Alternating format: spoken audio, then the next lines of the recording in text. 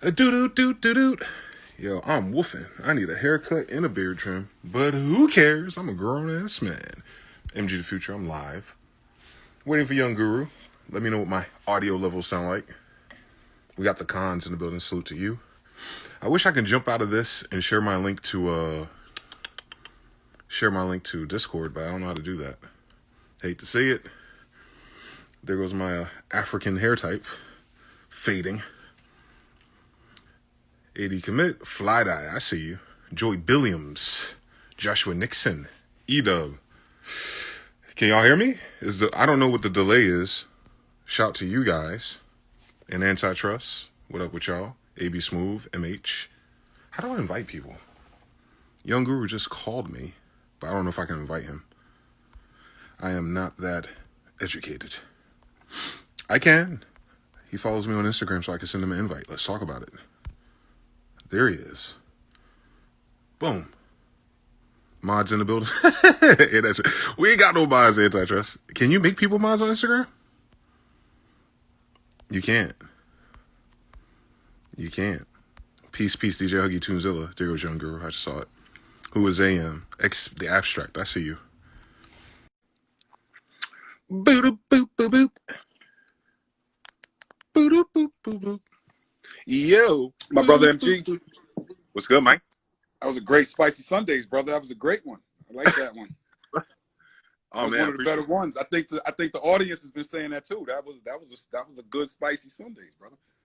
I hope so, man. I'm trying to figure this shit out. I wanted to build on the one. I don't like that people don't like when I'm arguing with you that people think we like going at each other. I don't like that part. I don't. They don't have the up north experience. Okay, all right.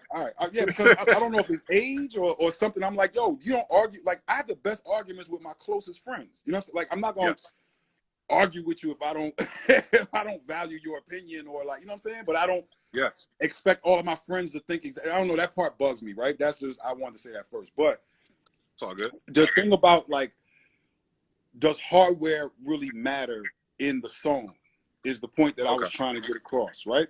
So I'm saying that if the song is good, it doesn't matter what you recorded on, it doesn't matter what you created on. It's more about what is the song versus was it done in Fruity Loops? Was it done on an MPC? Was it done on this or whatever?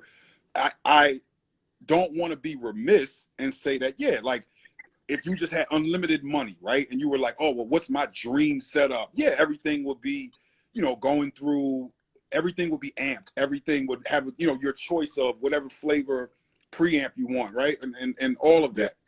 But I'm saying in today's time, I don't feel as though we are trapped into, it costs all this money to do this particular thing. Yeah. And I don't think it's at a point now where the DAW is really the thing that's holding somebody back from making good music. I just like stressing that the song itself is the bottom line. I really don't care. You know what I'm saying? Let me ask you this. I mean, because you've experienced this, so you'd be the best person to ask. Do you feel or sense a difference between sessions you would have had during the Blueprint era? Like, I mean, I'm just speaking strictly Sonics versus some of the more recent stuff. Yeah, you know why? Because the person recording it was a professional at recording. Meaning this. Okay. If you're talking about pre-DAW era, right? What we had to go through in terms of making a song. So said producer would sit at home with whatever beat machine they had. Let's say it's Chucky Thompson, right? When I was working with him. Yeah. Chucky loved the MPC 3000. Right, but he's also like one of the illest, guitar players, keyboard players, all this stuff that we did for Mary, for Faith, and all that stuff. I was recording through a Mackie board, right? He had back then that was like you was live if you had that Mackie board, you know what I mean? The 24 channel one, 8-bus Mackie. That was like the thing of being at home recording, right? A lot of that stuff was done on ADATs, but the fact of you make the beat in a beat machine. You have a bunch of outboard gear because you needed to. There was no, okay, I'm going to do it in the computer. So then when you go to record that onto tape, an engineer is taking every single sound, right, out of that machine. Right. It's going through direct boxes, right? It's going, every single thing is hitting an amp, right? You're probably doing some EQing and things before it hits the tape. Then it would hit tape, right? So it's going through all the transistors on every channel of the board, right? It's giving sonic character on the way in. The tape itself gives it sonic character. Then I play that tape back, and it goes through preamps again, right? For the mix stage of whatever I had. So I would say that there was more care in the recording process. But because we're in DAWs, if everybody understood gain staging, if everybody understood, the people that are handing you these things a lot of time aren't engineers.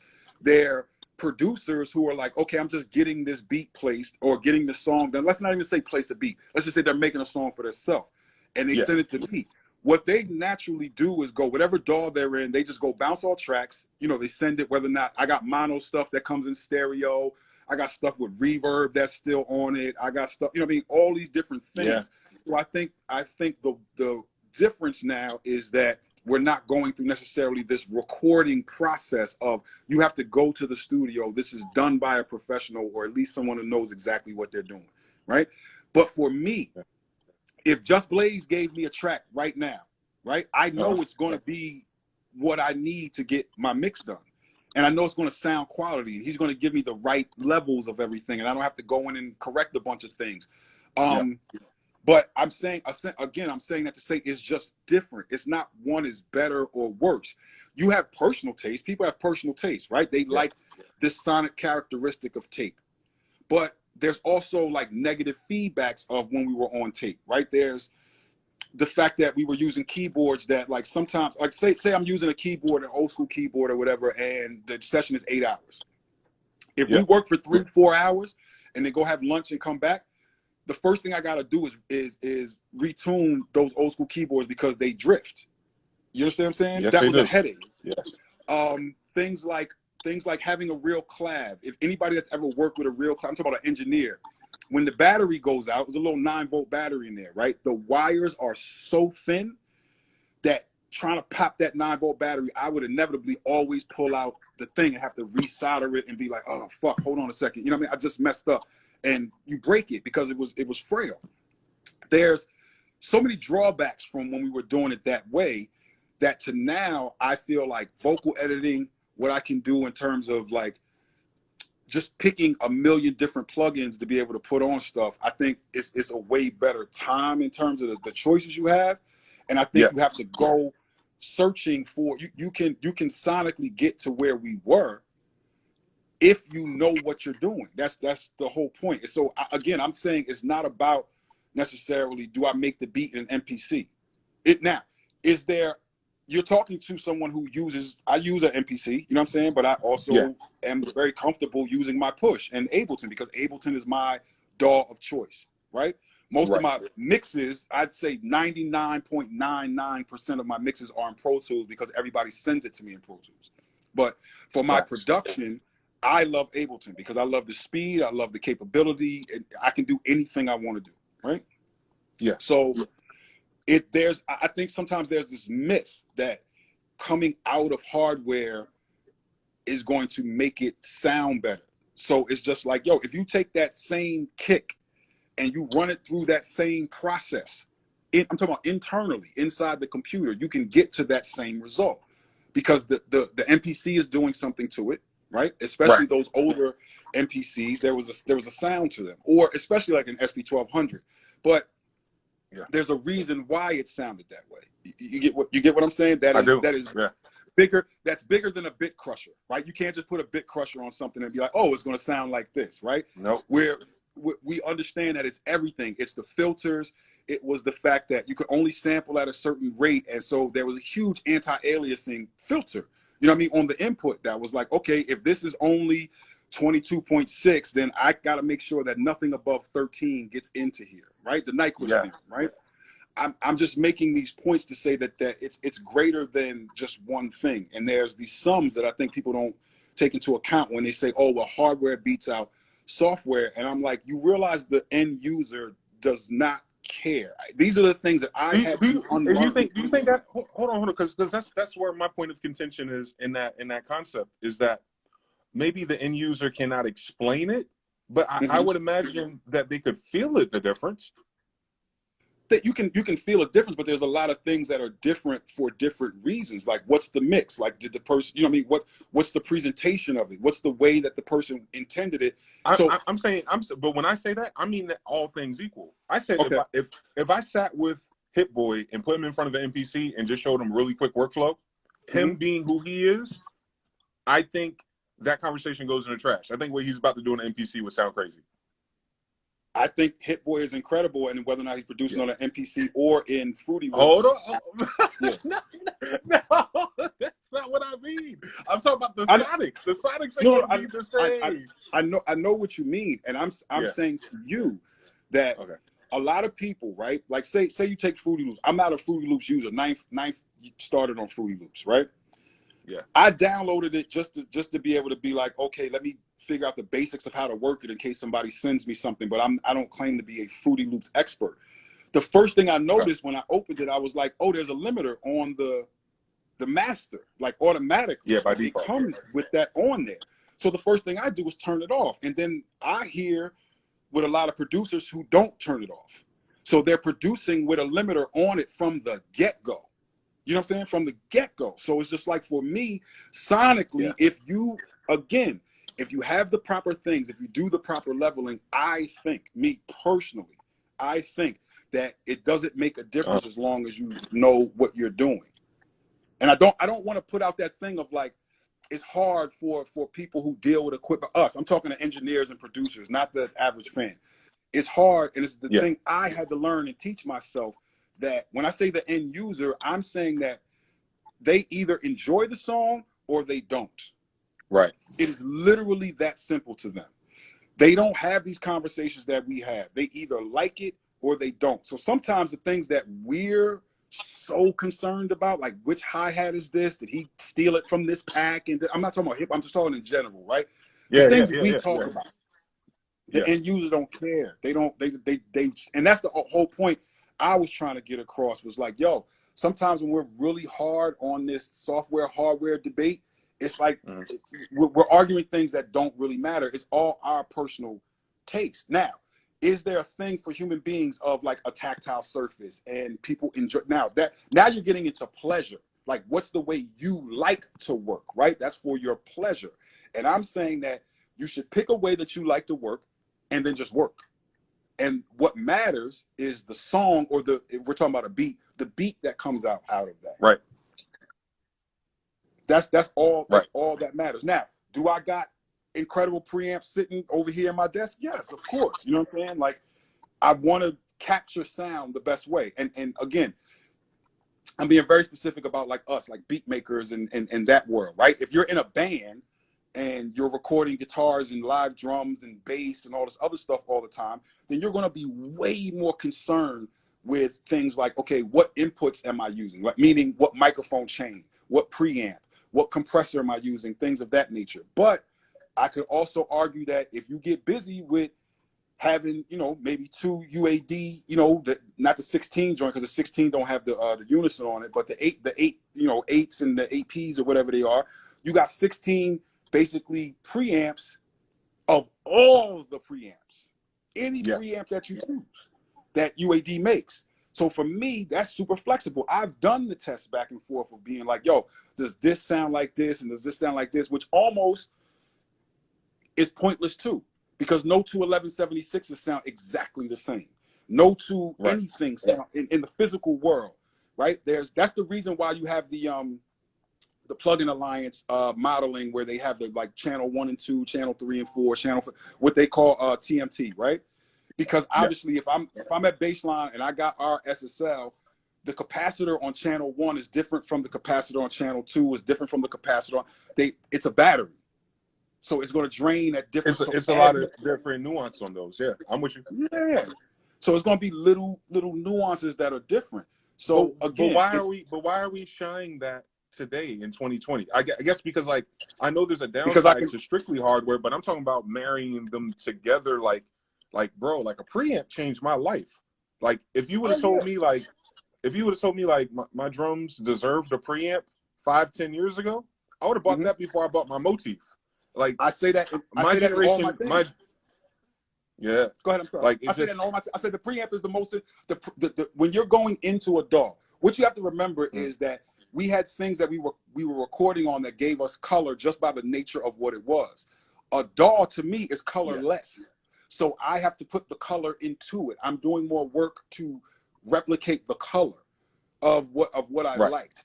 And I'm not saying don't go out and get the best preamps are the most important thing, right? Getting into the box with a great quality signal.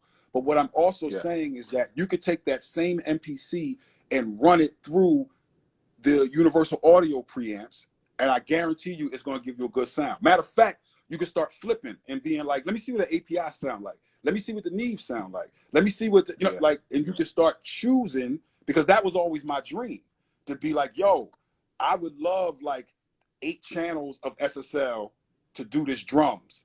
And then the sample, I want to go through 2 channels of Neve, sort of like what Acoustica is doing, right? With their stuff, like where it's just like, okay, you can you can choose you what could change which kind of which on in the the chain. mixer. Yeah.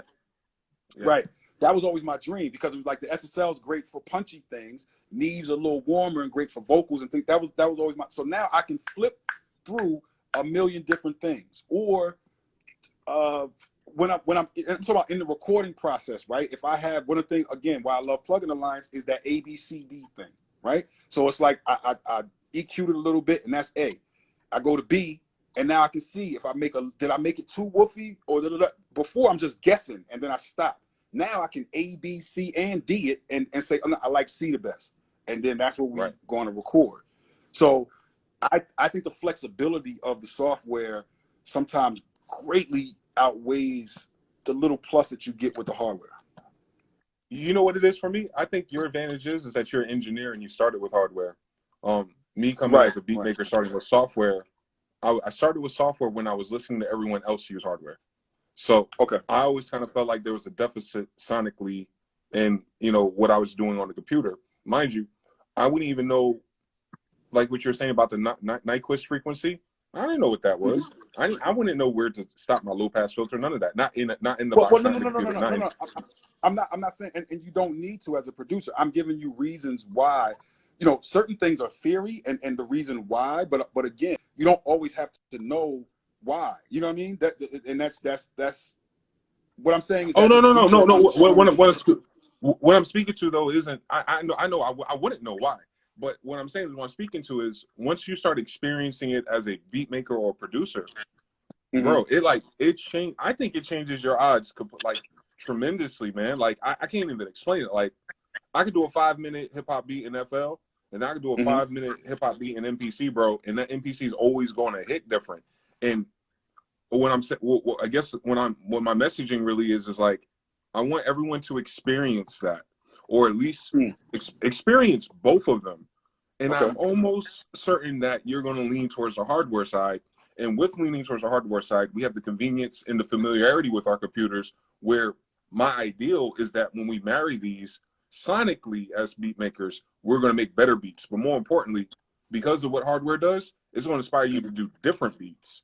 Like, you're not going to just be like, 2-step hi-hat, 808 spins 808, boom, boom, boom, because that's easy. That's the repetition. That's what we keep hearing on YouTube and records. You're going to turn this stuff on and start hitting switches, and like your loop is going to do something that you never heard it do before. And you know what I'm saying? Like, for me, it's kind of like, Pharrell and them say they see sounds. Like, I feel them. Like, I feel it. Like, when I run something through a guitar pedal, it's like, yo, it's the same low pass filter. It's a low pass filter is a low pass filter. But no, it's just something about that electricity is like, yeah, a low pass filter is not a low pass filter, and that's the thing. Like sometimes I geek out and I don't say anything because I watch, like, you guys, like what you're saying is correct. I come from hardware, so for me, running things through pedals is very normal. You know what I'm saying? Like, that's a very normal thing that was done. We got that from like older generations where like Prince had one beat machine, but he made it sound different because he's running it all the snares through different pedals all the time, right? His engineer back, I forget the young lady's name, but she's not young anymore. But the woman who was with him during like the hot period, right? She did all the hot shit. She talks about that a lot, about like how he would run his stuff through pedals, or like she was mad at herself one day because what she would do is she'd come in, she'd set it up, right? And then everybody leaves, and then Prince is recording himself and would literally take the patch bay and move it to the next track, to the next track, to the next track, right? And some of the stuff was too hot, some of the stuff had distorted, but it sounded good. I think what you're saying is justifiable in the way that you're relating to the machine. Now, if the machine brings something different out of you, now that's different. You understand what I'm saying? The same way Ableton brings something different out of me because of the speed of it, because of me coming from hardware. But the point I was making in the chat was when you said the thing about Just, and I was like, I wanted to go in. I was like, bro, that's not actually true. I was like, you like certain beats from that era. Like I called Just. I was like, yo, what was the like? Give me the beats that we did, because I can't remember them all, right? So I remember in the year 2000, Justice Streets is Talking in Logic. Completely no beat machine, no nothing, right? Okay. Matter of fact, just started Exhibit C on a beat machine, but he finished it in Pro Tools. Just was the first person I saw like make a beat in Pro Tools. That's just who he is, right? I can tell you, I can give you a hit record on every beat machine and every single program. Because the way that Just, you got to remember, Just is a collector. He's somebody, you know what I'm saying? And Just also was like that producer who don't have no vices. If it ain't polo and video games, you know what I'm saying? Meaning he don't smoke weed, he not spending his money on drugs, he not, you know what I'm saying? Like it's video games and polo, right? So what Just would do would be like, yo, he'd go out and buy the beat machine and then bring it back, mess with it, and like, I don't really like it. But he got 5 incredible beats in there. And then never touched the ASR X again, ever. But Rock the Mic was in there. You see what I'm saying? So he would do the same thing with computer programs. Like he would go out, he would buy a certain one and be like, oh, I like this, I don't like that. And he would try, but him trying to figure the program out ends up being an incredible beat. So I'm saying to you, like, okay, Lord Knows is an all computer beat. Live Your Life, all computer beat. Show Me What You Got, Pro Tools. Why You Hate the Game, all Pro Tools. I Love My Bitches, Logic. You Don't Know Remix, all Pro Tools. I Really Mean It is all Pro Tools. All Pro Tools. So it's really about like what you do and that's what I'm saying. You being creative, it doesn't really matter about the hardware unless it's something where you're like, yo, this works with me the way I like to work. That's why I said somebody pick their poison and then just get busy. I'm more concerned about what the end result is than what the equipment is. I've heard incredible songs on a 4-track. You know, like. Okay. So that gets into a different, that's a different sphere, I guess, because I've heard incredible demos too. I've heard incredible unplugged things. I got some stuff that was only bootleg that I love, and you know, it's like, yo, they should master that one day, but you know, it's never going to happen. But you love it anyway. So I'm not really talking about the mix on this stuff. I think what I sense or I feel is like there is a presence or emphasis or sonic quality that has been cheapened by the process of how our culture creates music. And once I started experiencing hardware and throwing sounds through my own thing, my brain instantly said, yo, this is all the shit I thought I was trying to do with plugins. Now it does what you're talking about. Now that I know what the guitar pedals are doing, now that I can actually hear a hardware compressor, I can now use my plugins better. So for me, I feel so cheesy for skipping that learning process or missing that era. So I'm hoping by re-inheriting that I can consolidate my skill set, because I'm maxed out on the computer. You know what I mean? Like I've been doing this for 15, 20 years on a computer, like looking at the screen, scrolling and right-clicking everything. Like I got that. So now adding this to it, I certainly feel like I'm better. I don't even, I can't even put words on it. Like it isn't like, you know, the time stretch is different. It's not like, you know, my finger drumming got better. It was like, I like what I'm doing better. Maybe that might be a better word for it.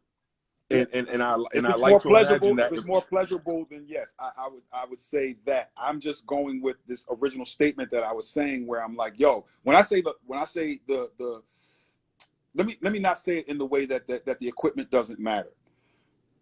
The equipment matters only to facilitate the song, and I'm saying that the song is super primary over top of what the equipment is, and that's very hard to tell to technical people. I am a technical person. I teach technical things, but I'm trying to say it in a way where I'm like, it's that race car driver, you know what I mean, thing again, where it's just like the race car driver just wants to get in and drive the car and have the best car for him to win the race. Does he know a little bit about mechanics? Yeah, but that's the mechanic's job. The mechanic is supposed to go, okay, here's the thing. You want the best car, yes, but the skill of the driver is what's going to win the race, not necessarily Right. like everybody at a professional level is driving a car that, you know what I'm saying, is of that level. So yes, there may be someone who figured out how to make some lighter, and you know what I'm saying, now you can go faster, but whatever. It's the skill of the driver, not the car itself. And that's what I'm saying with the equipment. It is the skill of the beat maker. That's why I'm trying to show you these just joints that was done on certain joints, because it's like, if you go, okay, well, I like just during this time period, and I don't like him now because he's using Logic. And it's just like, okay, well, do you realize that he was using Logic back then? You see what I'm saying? Like, that's my point. And I don't think you could tell the difference. From the examples that you read to me, I can almost tell you, I can hear the difference in between what you named and what you didn't name, what I like versus what I don't like. And it might just be subconscious. I don't know what it is. I can't tell you. Like, I can always tell when someone changes something. Like, and it'd be so minor, bro. Like, it might be minor. It might be that, you know, the damn thing doesn't clip, or the software limp. Like on our MPCs that we got, the new ones. They snuck in a clipper on every channel. You don't see it, you can't touch it. It's automatically there. It's trying to emulate the clipping of the hardware model. So that's why we're kind of like, yo, like, this goddamn kick and snare is like cracker, crack, crack, crack, crack. And if you're not used to doing that on your own channels in Fruity Loops or Reason or something, you don't hear your music that way in the creative process. And I think that's so important. Like, while I'm making it and I'm getting that effect, it changes my whole decision making versus when I'm sitting in front of the stems, you know, after I got ear fatigue, and I'm like, how am I gonna make this bang harder? To be honest with you, we're gonna be too lazy. We're gonna move on to a new idea, or we're just gonna hit export MP3 and be like, hopefully Young Guru mixes this. Right. No, I get what you're saying. And for me watching you, MG, I watch that, right? Where I watch you make beats, and then it's just like, okay, you'll start with your, and a lot of times you're explaining what you're doing versus like if you were just in your room by yourself, right? People have to remember that you're on a stream explaining it. So most producers aren't explaining this to an audience as they're creating, which is what you're doing that, right? When you're on live. And I'm saying that I watch sometimes where like you do get into, yo, I got to EQ this and I got to do this. And I'm like, yo, finish the beat first. Like, let's get to the beat. You could have made, Knife doesn't sit, when Knife makes 20 beats in, you know what I mean, a day, he's just like, yo, boom, boom, boom, boom, we'll mix it later. You see what I'm saying? Where you're telling me part of my process is I have to sonically be there for the inspiration to keep coming. And I'm saying, yeah, you know yourself. I just know that I can make anything sound like anything. And I know coming from my, and again, this is me coming from an opposite way that you're coming. And it's sad that the people nowadays don't have that, where they've heard every beat machine, they've heard every microphone, they know the difference between preamps. Like, that's what you got from being in a studio. When you went to go take out the garbage and make coffee in a studio, it also meant that when there's no session, you can go in a mic closet. That's the real reason why you're there, making coffee. You know what I'm saying? Or people's tapes, you know, people will admit this to you now. They weren't supposed to tell you this back then. But like, if you were an assistant at the Hit Factory or Sony or whatever, everyone's tape, you didn't take your tape out of the session. Most people will record and the tape stayed at that studio until, okay, if Bleak had a session at Hit Factory and then the next day we had Sony, I'm calling Hit Factory the next day to be like, yo, send them tapes to Sony. The tape stayed at Hit Factory. So what does that mean? The assistants was putting the tapes up and doing their own little dummy mixes when there was no session going on. They're learning. That's the reason why you take out the trash. And you know what I mean? You're there to learn. But because it's amazing to me now that people are like, well, what you just said, I've never heard my stuff go through an amp. I never used, you know, guitar pedals. You know, just all those different things that were very day one and natural to me, of like, go put 5 different microphones in front of this one source and see what they all sound like, so that you can learn the microphone. You know what I mean? These preamps naturally through using them. Or I I don't know, just what the hardware actually sounded like. And I'm also coming from a standpoint of understanding the limitations of that hardware. And I'm saying that there's no limitations inside of my computer, period. Yeah. So I'm going to build on that. So think about it. I'm not the only one that hasn't experienced it. I'd fare that most of the new bros that I see getting placements and stuff probably haven't experienced that easier. Yeah. I'm guessing. No, you're teaching me. You're giving me a perspective that I didn't have. You're teaching me. I'm sorry for cutting you off. But yeah. No, you good. So what I'm guessing or hoping is that when more people experience this, the other things that you guys inherited from using the limitations of those beat machines and those processes back in the day, or choosing your favorite preamp, I think those colors coming back in fad or coming back in cycle for us, for my generation, I think that's what make music way more interesting again. I think it's going to be like a revival, like a renaissance for us. Sonically though, I don't know about the business, I don't know about the artists and the songs, but I mean sonically, I think people will be very excited to be like, yo, how the hell you get that to, you know what I'm saying? Because right now everything is 2 clicks, you know, just in 2 clicks we got it. But when it ain't 2 clicks no more, I feel like people are going to stand out more too, right? Because there's one thing to look on, you know, you take a screenshot of my screen real quick and follow the chain. But if you're looking like, hold on, I'll show you. Where is this? Why does it do that? Let me ask you a question before you do that, real quick. Just real quick. Go for it. Okay. For clarity, are you telling me that using the equipment is going to change the way that music is? I'm talking about in terms of the style, or are you saying that Drake putting out the same album, but if 40 did it with hardware, it's going to sound better? Like, which one are you saying? I'm saying this producer duo they call Take a Day Trip. You familiar with them? Nah. Check those brothers out. They in somebody's publishing deal. They got a lot of looks. But what does it take a day trip? Yeah, it's 2 brothers. I think they're not from New York, but they're in New York. They got Log Cabin Studio with the Moog One and 20 other prophets in that bitch. Okay. I watched their creative process. I watched some of their YouTube cookups, like, you know, their little interviews and stuff that they've been doing for press. They did like Lil Nas X, Panini, Big Sean, they did Post Obama, Malone, they did Sick Wolves. West, they did okay, yeah, they did Panini, okay. And they're strictly hardware goons, and they're young. They're younger than me. I think they're probably like 10 years younger than me. They're strictly hardware goons. What I'm feeling and hearing in their music, I don't know that I feel and hear that from the kid using Arteria Collection 7. I would really, there's a texture that comes with using air, right? Yes, there's obviously a texture that comes with, when I'm saying air, I'm saying being in a physical realm and putting a microphone to something and recording it. I also would beg to differ that the same thing that I'm going to play on a real clav, that I can't use the clav in the computer and make it sound really good and run it through pedals. And that's a lot of the things that I do too as well, of like, I'll take software synths and run them through pedals or run them through physical things, but then sometimes I'll listen to that and then do plugin like emulations of what I'm doing, and I like the plugin thing better because I have more control. Yes.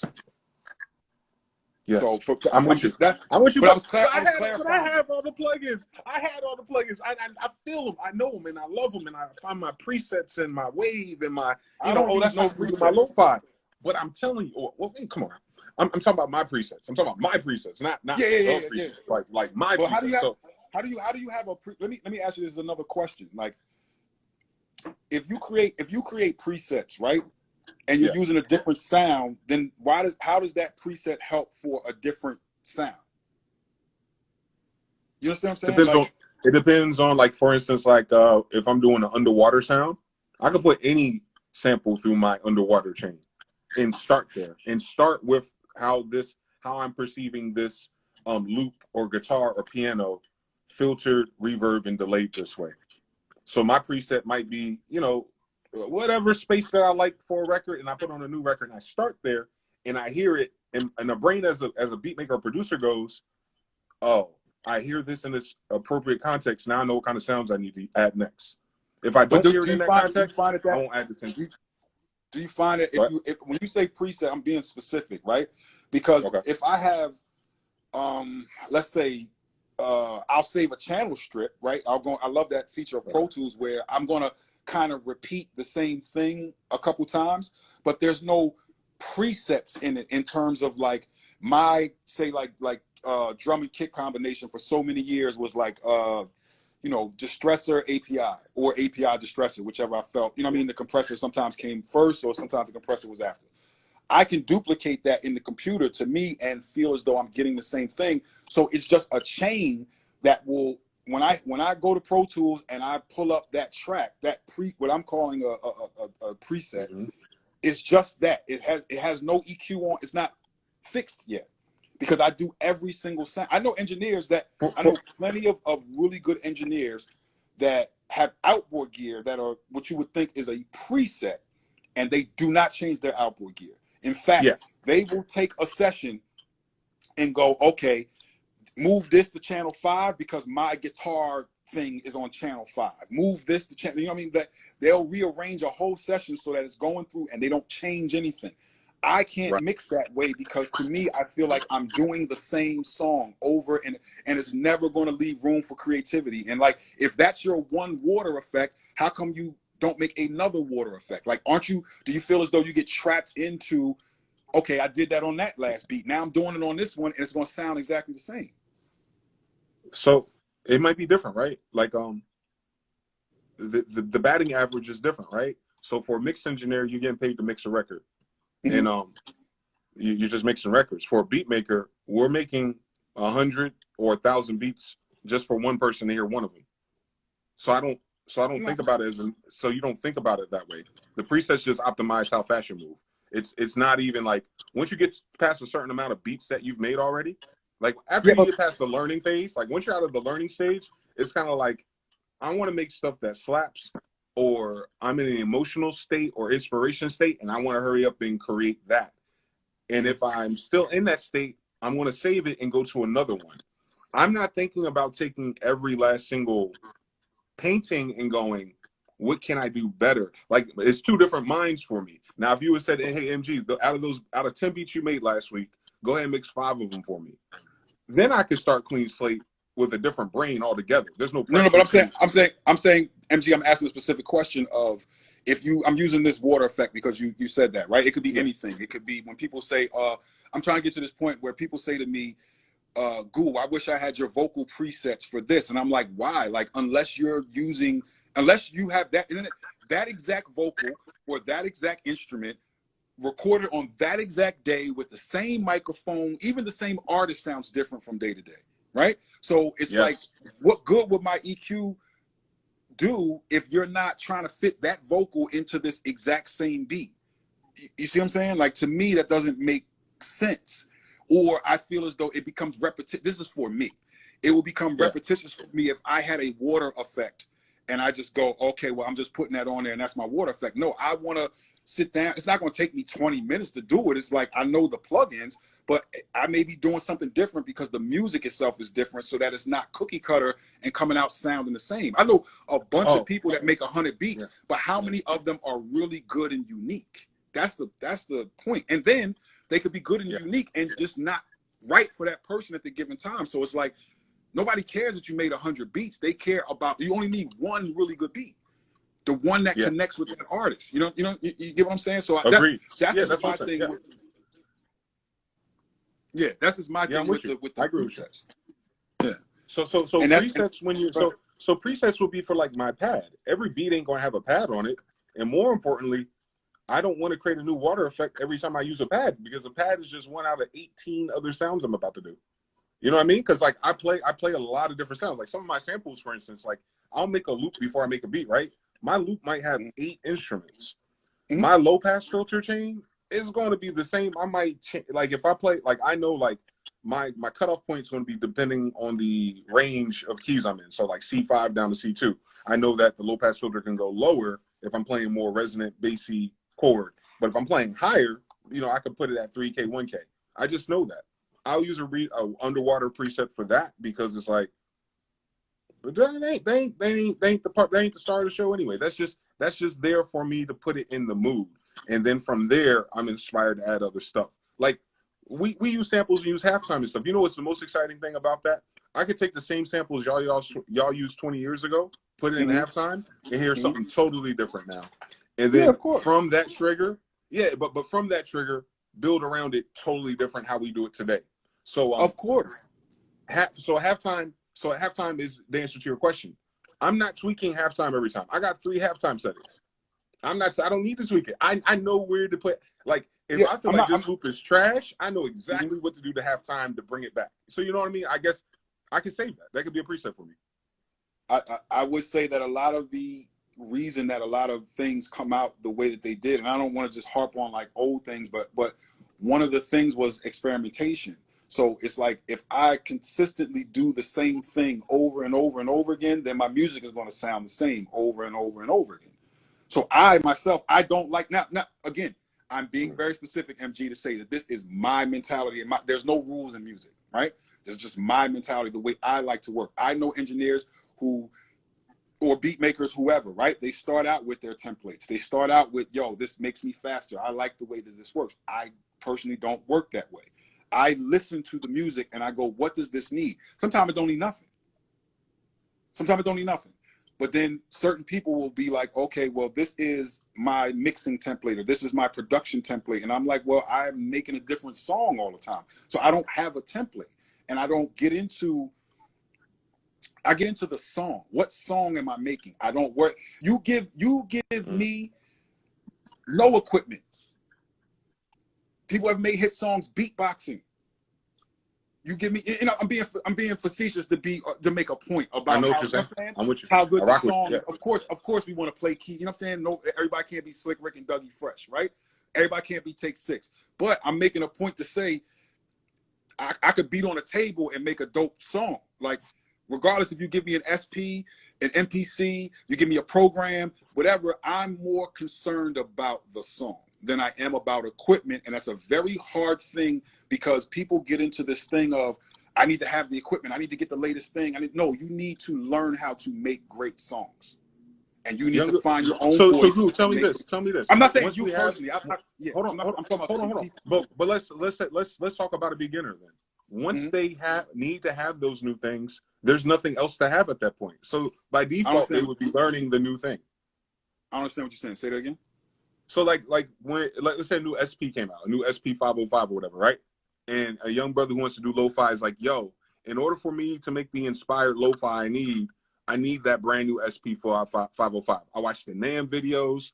I saw the videos on Twitter talking about it. Like, I'm obsessed. I need to go ahead and get that. From my experience, you do yourself a disservice not getting that if you feel that way about it.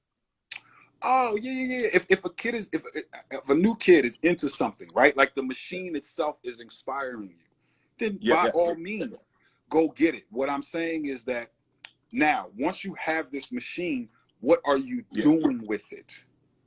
I'm with you. So there, I'm with you.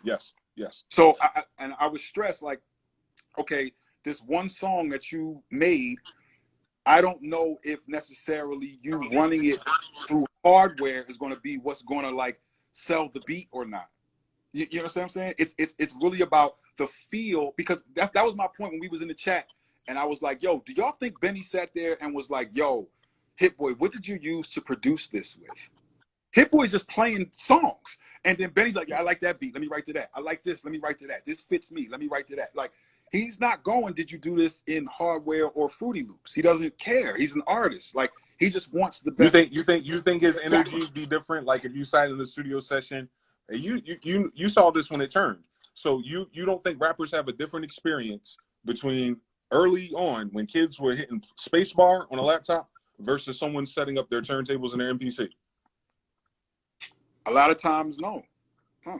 What's your I've been to those beat battles. I've seen those beat battles, and they played us. They tried to flex on us. Come on. MG, let me explain to you what the difference is and what you're saying is missing. What you're saying is missing is the communal part of making music. And again, yes, because of the fact that you couldn't do it at home, everybody said, okay, guess what? Today, we're going in to make the song. Or at least record the song, right? You wouldn't, there's been very few people who go in and just be like, people with incredible budgets, yeah, you know what I mean? They would sit and go, oh, okay, I'm just gonna go in and just like create in the studio and try to see what I could come up with. But that's really a waste of money, right? Yes. Most people would like sit at home with a beat machine and make a beat. You'd put it on a cassette or a CD. I don't want to be that old, right? And then you would sit and send that to whatever artist, right? The artist likes the beat. Now you go into the studio. The vibe of me and you being in the same room, of the producer producing and not just being a beat maker and being like, okay, let me hear your verse. You can say this better here and there. What's the topic of the song? How's the chorus gonna go? You know what? We should do this for the chorus. While you doing this, whisper underneath of it so I can take that frequency and do your interact. And then that thing of me, of when you're saying stuff, there's an interaction when, say, an MC is writing something and he says it to me and I'm like, oh, that's crazy. And then he's gonna be like, yeah. And then that, it's the interaction of us. It doesn't matter if I'm pressing space bar, if I'm pressing play on the MPC. It does that part of it doesn't matter. The interaction is what needs to be better of making the song. I think if we're doing a fair comparison. Why somebody says CMP needs to chill? What's CMP? I ain't even looking at the comment. Nah. People are in the chat saying, you know, at the end of the day, it's about the end result. And the CMP was like, so why are you guys listening to two guys talk about? It's weird. People get weird. But anyway, it doesn't matter. I get why. Everyone's going to be part of the polarity. But what I'm saying is I definitely understand that because I started with software. And I think maybe I want to say that a few more times and dive on it. I started with software when everyone had MPCs. And what you're saying to me is what I had to tell people that I was working with. Listen, this Fruity Loops program is going to be able to make the same records. And people asking me, are you sure? And me having the Waves bundle and me having Cubase SX or whatever, and still having to record and do everything I had to do from home and still make records for these people to justify them paying me because I don't have the same equipment from the studio they normally go to. So I've experienced that part of that mountain climb and watching the attitude shift and change over time. And it's ping pong. It'll go back and forth. You run into people who absolutely are very vain. And because they're paying for it, they want to make sure that you are of a certain quote unquote look, caliber, whatever. And there's other people who are very artistic and they're like, yo, all I care about is what I'm about to do. So I don't care how you do it. Let me ask you the question, MG. Let me ask you a question. So you're telling me that somebody, if somebody was to give you, so somebody want to make a song with you, right? And you're saying that you had to justify software? I don't understand that. Because to me, if you made a beat, I'm an artist. I like the beat. I don't care what you made it on. I want to make a good song. You forgot what Fruity Loops beats were? No, bro. Listen to what I'm saying. Okay. At the same time that we have a million producers, right? That will come in and like say Pharrell wanted to work, you know what I mean, for a week or whatever, right? Pharrell will come in. He has his physical setup. He will set his shit up and get busy for a week, and he's gonna make, like you said, Pharrell's gonna make 100 beats in a week, and Jay's gonna pick 2 of them, right? And then, right, that's just the way Pharrell works. Like he doesn't complain. He doesn't. When the artist is like no, he just keeps going, right? He takes him 20 minutes. Jay walk in, he'd be like, not that one, you know what I'm saying? And just all day. Pharrell's there for a week, right? I watched Knife do the same thing. When Knife walked in, he just started playing CDs. Jay's not asking, is this done in Fruity Loops? He's just like, yo, he literally looked at me the first time he ever met Knife. He's sitting on this thing. He turns around, he looks at me, and he's like, this nigga's the next Primo. And that's his he didn't know about no Fruity Loops. So then even better is when Knife played Jay, like he had 4 CDs. And remember, you could have 99 beats on every CD, right? That was the limit when you was burning CDs, right? You could have 99. MP3 disc, got a disc, yep. He had 4 CDs full of 99 beats each, right? Out of all them beats he's playing, he got Jay's attention. So then Jay walks out and was like, yo, I'm about to go eat. But he was like, yo, I got this idea of a song that I'm writing. Do you think you could flip Threat, A Woman's Threat by R. Kelly, right? Yeah. Knife then goes and sits in the back lounge with a little PC, no controllers, no nothing, and chopped it up real quick in Fruity. Because Jay said it to him like, take the idea home. Jay's thinking old school. Like, you need to go home back to your space and create this. Knife did that in 20 minutes, like sitting in the back lounge or baseline. Like, okay, that's what you need? Okay, great. Boom, Fruity Loops. Breaks out Fruity Loops on his old PC, made the beat. Jay loved it. We recorded it. that's my point. Is like the flexibility of that, the ability to go. Jay's not going. What did you? The same day we was working on American Gangster, right? And No ID came up with Jermaine Dupri, right? It was a great day. Jermaine Dupri. It was really a Jermaine Dupri session because Jermaine Dupri had all his old school. He had the MPC 60. He made me rent all his old school shit, right? Like he had 1,000 things in there. At the same time that he's making the last track that's on American Gangster, No ID is sitting in the corner on a laptop, no controller, no nothing, headphones, and makes his song. Right? Toomp comes in that day, plays the CD, and we picked a Toomp beat. We chose 3 beats that day. All of them made it in a different way. No ID, knowing what he's doing, can sit there with a laptop and just get busy, quick. Jermaine Dupri sat there with the old school shit and still sold it. It's.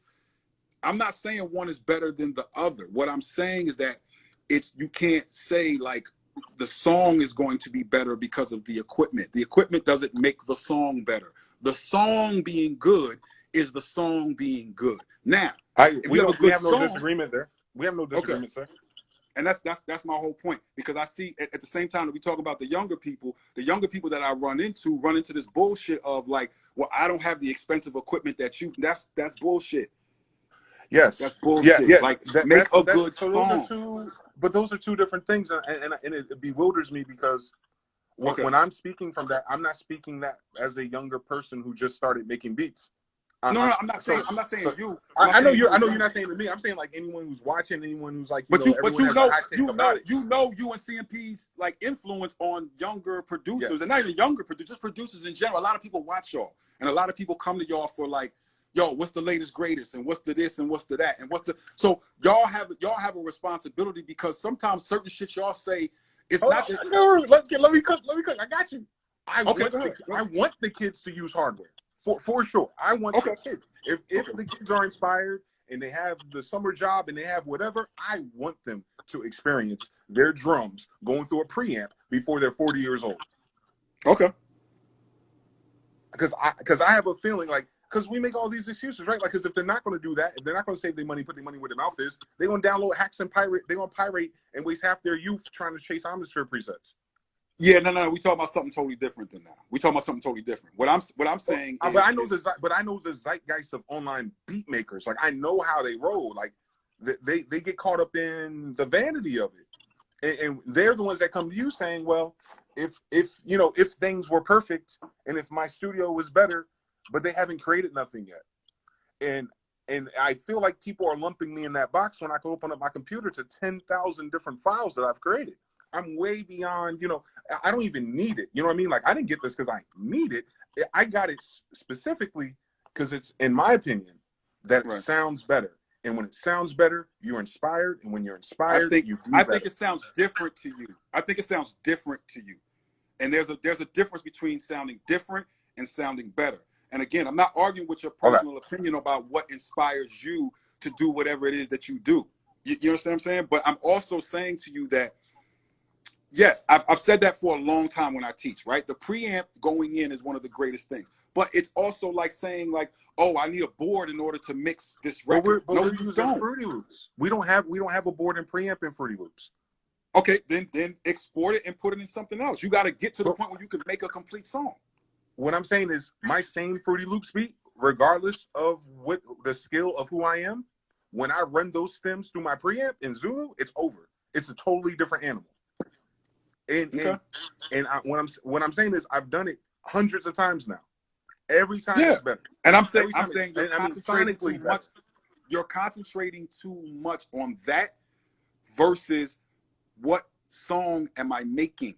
That's the point I keep trying to say to you. That is cool. It's great. Yes, my drum, if I take this drum and I run it through my API over there, or I run it through whatever other amps I got over there, it's going to sound different. Can I make a great song and get it to sonically sound incredible all the way in the box and never touching hardware? Absolutely. Right. Absolutely. Now, if Young Guru, the fact that you could point to API box tells me everything I need to know. You capping right now, OG. No. You know OG, why? You know why? OG. Because I don't. We got We got 100 API plugins, but you still have a real API. Come on. Because I record live players. If I'm sitting here right here, okay, you're missing the point. Here's my point right now.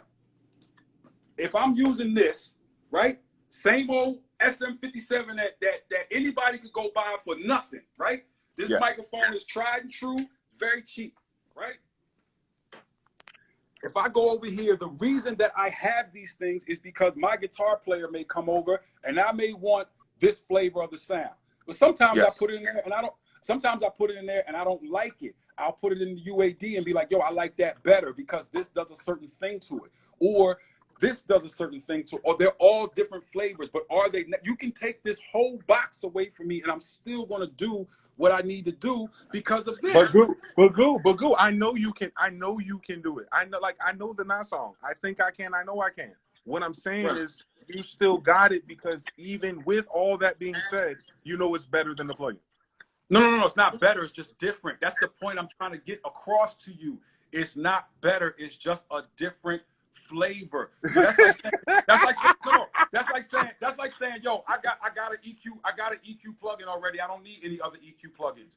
You get other EQs because they sound different. It's a different flavor. It's a different. Yeah, but girl, I'm not. But I know what you're saying. I'm saying is the physical preamp sounds like none of the plugins that I have. It's better. Why can't we say it's better? It is better. Why is it hard? This is better. Look, this preamp button is better than this preamp button. It's better. Like what is the same here? Like, this tape is better than the VST tape plugin. It's better. Of course, like if you suck with the tape plugin, you'll suck with this. I'm not talking about that. I'm saying this versus plugin better. This versus this better. No. This versus whatever chain we got is better. And we keep. What do you mean better? MG, I can show you things that you could put through that Focusrite. That the Focusrite ain't gonna make it sound good. A Focusrite is not built for every single sound. A Focusrite is a very specific sound. Sometimes that Rupert Neve smoothness is not what you want. I'm not saying. So now I need more preamps. No. You need different flavors, is what I'm saying. We're saying the same thing. No, it's not saying. We're not saying the same thing. MG, you do this a lot. You do this a lot on the chat, and I'm trying to tell you something different. What I am saying is very specific. You are arguing hardware versus software, and I am saying that hardware and software are only different flavors. One is not better than the other. It's not. It's not. One is not better than the other. It's a different feel. It's a different flavor. If you now, that's the argument of, yo, I got salt and I like salt. What you're telling me is I like salt. I'm not telling you don't use salt. I'm telling you that you can't say that salt is the only thing that I could put in my food. There's a whole bunch of flavors I could put in my food. You know what I'm saying? I'm relaying that from software and hardware. Yes. That's my difference of where I differ from you. And I'm saying to you that. But we don't differ. But Young Guru, we don't differ. What we're doing is we're having a conversation that I'm not having. I'm saying that you have an API lunchbox with other preamps in it because you know they're different. And I'm saying is if you verse or shoot those out with your plugins, you would never bought it. So no, that's not true. That's not true. That's not true. You got MG. No, man. I'm trying to explain. MG, I'm trying to explain to you why. So for me personally, the way that I have my setup, right? I have these two Apollo 16s. Right? The Apollo 16s don't have unison on them. The reason that I got the 16s is because I wanted flat, just straight 16 in, 16 out, right? I got 32 of those because I got the Equinox. The Equinox is my shit. I love that board. You understand what I'm saying? The reason I got that board, that summing amp, is because you get to choose from different flavors. It has 3 different flavors on it. You understand what I'm saying? It's not just about the fact that it's hardware. It's the fact that on my master bus now, I can quickly just flip through and go, okay, I want to go from nickel to iron to steel, and they all have different responses. That's the reason why I got that. When I shot it out with every summing amp. You understand? It's all about the flavors. Does that mean that I always use it on every mix and everything? No, but we're not saying that either. We're saying that those are flavors that are locked unless you buy the hardware. Say it again. The flavors that are what? I'm saying those flavors are locked until you buy the hardware. It's like playing Mortal Kombat and the characters in gray. Like, yeah, I can beat you with Johnny Cage, but don't let me unlock Freddy Krueger. It's nightmares for you. You understand what I'm saying? Like, I get what you're and that's saying. why and that's what I'm trying to get you to. I do understand your analogy, and what I'm trying to get you to see is that I disagree. Is that you can do everything that you need to do in the box, so you can't say that hardware is better. It's just different. It's a different thing. That's it. It's not. You're comparing apples and oranges. They're just different. But what I'm saying is, between the two fruits, hardware's the better fruit. That I know they're apples and oranges. It's definitely not, bro. You're gonna sit here and tell me. You can't use the software. There's no software preamp that can do what a hardware preamp does. It's better. It's bullshit. It's bullshit. The headroom does not exist in the digital domain. It physically can't be done. You know what I mean? swear to you that if you did not see it, if you did not have the physical thing in front of you that gives you this endorphins or whatever it is that makes you make better beats, if I was to sonically compare with blindfolded, if I was to do a Turing test with you, with UAD shit and the real shit, I guarantee you wouldn't be able to tell the difference. Why is that a difference with you? Well, you said, why is that a difference with me? What do you mean? Because you already use the hardware and you know how to make it sound. No. You missed the point of what I'm saying. You deflected. No. You do this. If you did it. No. If Murder on the Beat was using hardware Fruity Loops, I could tell 100 out of 100. No. I'm telling you that if I was to take one of your kicks, right? And let's just hold on. Let's say it's coming out of your MPC, right? Same level. And I do the exact same settings on my real API 512s that I have here, and I do the exact same settings on my UAD stuff, and I have you blindfolded, and you have to tell me which one is which, I guarantee you wouldn't be able to tell me. I could tell if you did a whole mix in hardware versus software. Yes, I could. No, you can't. I don't think you can. Come on, we all could tell. All of us could tell. We might not be able to describe it, but I think that's what we're all saying. I think when we're chasing what's missing, like with boom bap beats, like y'all saying y'all don't hear Fruity Loops impact on a boom bap beat, and I'm like, bro, I hear it loud. Like it's a loud difference. You're missing the point of what MG you're arguing. But I'm saying it as a beat maker, though. You know what I'm saying? I'm not saying as an engineer you can't correct things. I'm saying as a beat maker, like, yeah. Go ahead. Back in the day, right? Now I don't want to say back in the day, but like let's just say me personally, because of the fact that we make beats and we love hardware and we love software, we love just making music and all the shit. Yes, I can tell I can hear the flavor of every type of beat machine, right? Yeah. I can tell if you made it on an ASR. I can tell if you made it on an SP1200. I can tell if you made it on a 3000 or 2000. I can tell because I can hear the sound of it. It's like the same way an engineer could listen to a record and be like, oh, I'm listening to this Beatles record, and I know what room in Abbey Road that they use because I know the sound of that room. You understand what I'm saying? I've listened to enough. I'm that way with software. So what you're arguing again to me when you say, yo, I can tell when a beat is created in Fruity Loops. Of course you can, because you know the sound of Fruity Loops. Yes. Now, what you're saying to me is I don't like that taste, which is valid.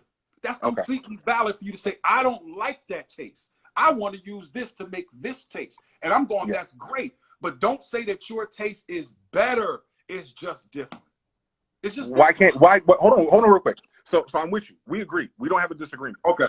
Now let's push it forward. Why can't you say one is better? Because it's all opinion. It's what you like and what you don't. That's like saying mint why ice cream. Why can't? But that's like saying mint ice cream is better than butter pecan ice cream. But why can't that be better if it's an opinion?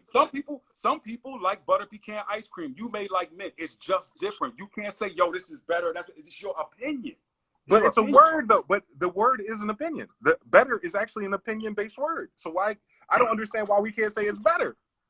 Because listen, it's not an opinion like a choice. So like if I say it's better, I'm going to keep using it because it's better. I'm not going to deviate from that. I'm not going to deviate to do something what I opinion is worse. I'm going to stick to what's better. And like you said, that for you it's better, but there's other options. And I'm like, but I want to use the better option. No, but no. Please don't play with me. Don't act like I watch you. I watch you and CMP every Guru, weekend. Y'all be I shitting run on it. everything Yo, through y'all be hardware. shitting on it. No, y'all be shitting on it, bro. Don't act like, oh, this is just my opinion. Y'all be like, get this shit the fuck out of here. This is trash.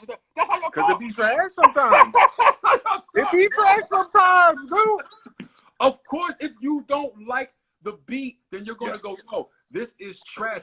That's music. Everybody has an opinion. That's great. That's like today, right? I was like, when we was, I don't know if y'all was catching all of it, but like today I was like, did you listen to the West Side album? And I was like, the reason I was asking is because I was like, I want you to critique, most importantly, my mastering. Like, because the West Side album was a challenge for me because it was like, okay, yeah, I'm mixing the album, but then I was like, well, who we getting the master?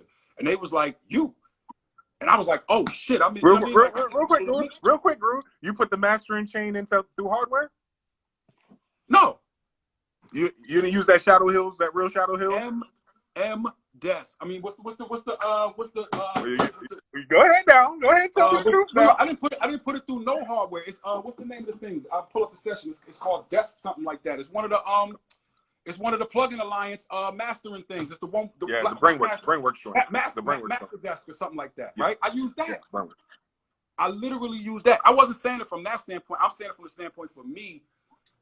I gotta now adjust for the fact that we doing streaming and we not doing CD level. You know what I'm saying? So This is the first album that I mastered where I was like, yo, okay, I gotta take into account all the nonsense and BS. And I did an MG deep dive into streaming services and what level they play at and what formats and why and what certain people information, you know what I'm saying? Because now I'm like, okay, do I put this at -16 LUFS? Do I do -14? You know, some streaming services was telling me that you can't, you know, they'll always pull it down to -14, but then I was playing Travis Scott shit, and I was just like, damn, it's bumping at like -10. Like, how is they getting away with this? So that's why I was saying about the mastering of the album is for me, I just wanted to hear your opinion about like, yo, Goo, it's too squashed or it's not squashed enough, or, you know, like the EQs is too this or too that.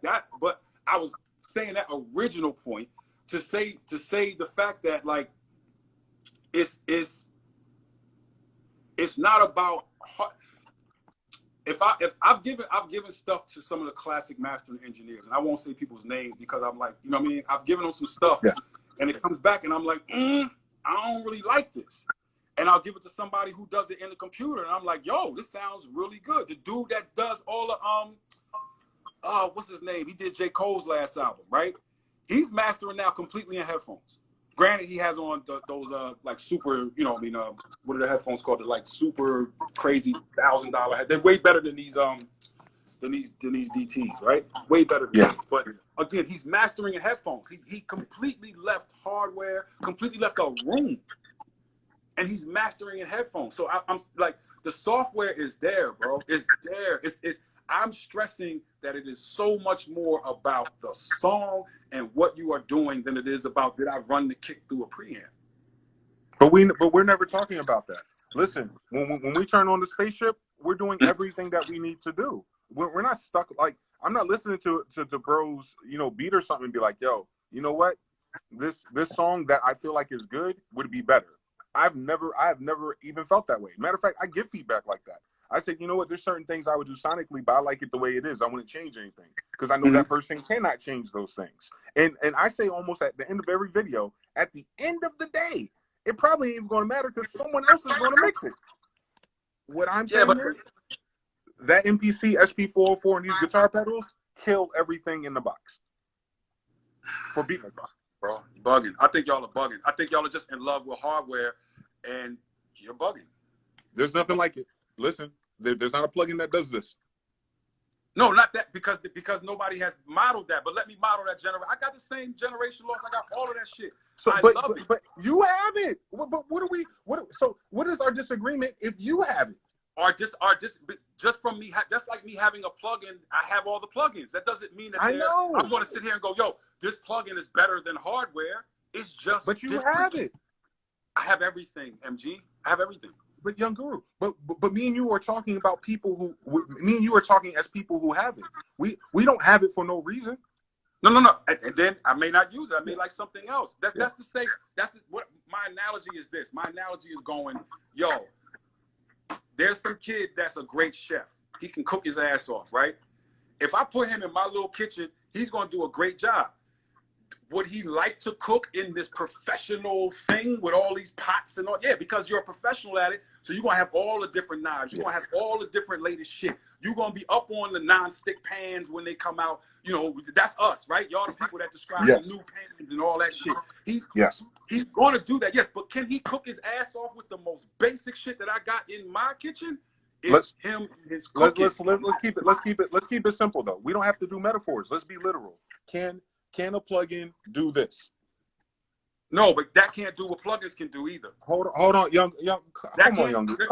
Let me cook. Question. Are you gonna let me cook? That can't do what plugins do either. I can show you a plugin that can do shit that can't do. As much as your real quick. No plugin does that, right? No. But there's just something important about that. I'm not trying to say like, you know, of course it can't do halftime. Of course it doesn't do like mid-side. It doesn't do mid-side. It doesn't do halftime. You're describing the flavor. So don't you do this, MG. This is when people lose arguments with you because they allow you to do this. What I'm saying to you is that you're building on this thing doesn't do this, and I can just as easily turn around and say that thing doesn't. But that's not what I'm saying. But flow with me. You're not flowing with me. I'm arguing with you. I'm gonna shut up. I'm saying we both got it. I'm just saying that because we both have it. What I'm saying is that particular hardware pedal has a very specific characteristic that is very cool for lo-fi music. What I'm saying is it's better than vinyl. It's better than RC20, right? Because it can't do that. Okay. Right? I get what you're saying. I'm trying to find a specific pedal to make a point. Go ahead. Yeah. Like, none of my lo-fi plugins, like, I have nothing but lo-fi plugins. None of them do what this guy does. None of them do what this guy does. And this one, goddamn, none of them, listen, this one's so crazy, you got to buy different shit. What is it? By the way, what is a lo-fi plugin? Right here. Go ahead and get this chip right here. You got to go ahead and get that chip right there. That's all. There's a chip called lo-fi. And you'll learn it real fast. Yeah. Yo, I love these companies and they selling points. So you just put lo-fi on it and people gonna buy it. Come on now. Come on. Eight different lo-fi algorithms. We ain't got to guess no more, young guru. We got this. It's out here. We got it. You know what I'm saying? Y'all are hilarious. You know what I'm saying? We got it now, baby. We ain't got to argue about it. Like, if you put that lo-fi on, I say, why can I find every Let me go ahead and plug it in. I can find every other goddamn pedal except for the one you're talking about. This is ridiculous that I have one and I can't find the one that you talking about. I understand your point. And listen, and I'm trying ain't no plugin in the box going to sound like her. You crazy. I don't care what no one's talking about. There's no plugin that's going to do this anytime soon. Bro, are you serious? You use the arterial mode going for a grandmother? Cut it out. Don't. Now you cap it. Oh no, you cap it. Now you gonna tell me there's a mode plugin? Yes. No, I'm not saying that is going to do what that does in terms of what you can do physically with it. But what I'm saying to you is that have I used the Moog, like the Moog stuff that's in arterial? Yes, absolutely. Answer this question. When you did a song with Rain that I called you about, right? Because I was hyped. I was like, yo, I love this beat. I love what Rain did to it. Rain's my dude. That's why I was trying to explain to you my relationship with Rain, because I was around him when I had Corey Guns on my little short A&R run at Def Jam, right? Corey Guns was one of my artists. Rain was around, so I love Rain. And the song y'all did, I just loved the song. So I hit you immediately. I was like, yo, more shit like that. Like, I want you and Rain to work together. Do you think Rain sat there and goes, yo, did MG run this kick through a preamp? He just goes, yo, I like this beat that MG did. Let me write a song. The song is I got good, something. bro. I got something for you, Guru. I got hip hop beats. I got hip hop beats that Rain has listened to that wasn't ran through hardware, and he picked both of the hardware ones. Oh God, here we go. I got 2 songs with him. I got 2 of them. Listen, Guru, I got a whole SoundCloud page in the 2. He didn't pick 1 out of 100. He picked 2 out of 100, and both of those are the ones that I use this compressor on. I use my preamp and this compressor on the master, and it made the drums real crunchy because I'm over compressing this shit. So and also it wasn't just the hardware though. It was shout out to the brother Beat Butcher. I was using some of his drums from the Griselda kits that he put out on Drum Broker. So it's break based. So that really gave me an advantage with that style of music. So when I'm doing that with the R&B course, people seem to fuck with it anyway. So I need to stay in that lane a little bit longer, I think. Yeah, my overall, because immediately when I heard the joint, I hit you and I'm like, yo, this is what I'm talking about, bro. Like, this is what I'm talking about. It's the feeling. That's all I'm trying to get across, is that when somebody presses play, it's it. It's just the feeling. That's it. And it I takes agree with you. less than 10 seconds for me to, unless it's like some long build up or whatever, you know what I mean? But it very rarely, only nerds talk about like what was Yes. used to do it. Like, nobody cares about that, bro. And it's tough. It's tough to tell that to people who are behind the scenes. But the average listener, the fans, the actual artists themselves don't care. They don't care. It does, They care about this feeling, and I'm saying that y'all are worried of too much about, is it hardware? Is it so? They're just different. No, I'm not. I don't think. We're not worrying about that. I hear what you're saying. I agree with what you're saying. I don't disagree with what you're saying, but that's not what we're saying. Okay. We're just simply saying hardware is better, and what you're saying is hardware is not empirically better. It's a different flavor, and then so we gotta level this up again. What we're saying is better is the flavor of hardware is better than the flavor without hardware. Now, I'm talking about all things equal. I'm not talking about like the kid with Fruity Loops can't do great music. That is not true. I'll never say that. Don't always know if What that's true, MD. It has to be specific. If you're talking about preamps and going in, that's great. But you're trying to tell me that a static EQ, whether or not, I don't care if you got a GML, one of the best EQs in the world, is better than what I can do with the follow feature on my plugins? Are you serious? No. I have EQs that have follow features, bro. So that means somebody is sitting there. But that's not what I'm talking about, Drew. That's not what I'm talking about. That's what I'm talking about. I'm talking what about I'm saying the is, fact that it's going to make it sound we better. got 200 people watching, right? That plugin, that EQ plugin is going to make it sound better than the hardware is going to, because there's more features that you can do. Check this out. In the chat watching us right now, there's at least 10 to 20 people that have this. If you ask them, did your track sound better before or after this got into your life? No one's going to say before. No one. No one's going to say anything they did before this box sounded sonically better than after this box. All right. I'm telling you, there's no one I know that's going to say that. Okay. Oh, thank you, by the way, for hooking me up with Homeboy, too. I appreciate that, my man. No problem. No problem, OG. I'll see. Did you get it yet? I didn't get it yet. And that was going to be my next thing. I was like, when I get it, I'll see exactly what, like, harmonically, I could probably describe whatever the harmonic distortion is to see exactly what it's doing. And then I also start to analyze things, right? Like, I'll put it through an analyzer to see if it's second or third or whatever the harmonics is. And what I'm saying to you is that it's almost the thing of, like, when people EQ things, right? And we're not talking about hardware, software. Immediately when somebody turns something up, it sounds better. Like, if you EQ a certain frequency and you're like, oh, it sounds so much better. But if you was to level match it, right, you may not have made it sound better. You may have just made it sound louder, right? That's why we always, like, teach that, like, okay, once you EQ something, kind of pull it back to where it was so you can A/B it so that you can see, did I make it better or did I make it worse, right? Because loudness sometimes makes things to you sound better. And that's not necessarily the case. Excuse me, I'm almost sick. You good. But loudness is not something that you should use to judge whether or not the thing sounds better, right? I'm saying to you that overall, I'm trying to collect my thought to say it in the right way so you don't think that I'm going back and forth saying the same thing again. Those same people that you're like, yo, I put this through that thing and it sounded better to me, again, it's just a personal thing. That I don't think that you putting it.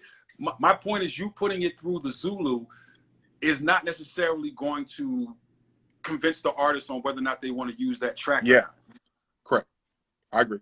You see what I'm saying? Like, and I focus on what's going to make the song, what's going to get the artist involved, or what's going to get them to make the best song. Or that, with a lot of the beat makers that I deal with, that's what I'm saying is just like, it's about catching that one thing. It's not necessarily about, when I say that one thing, I'm talking about the vibe, the song, the music itself.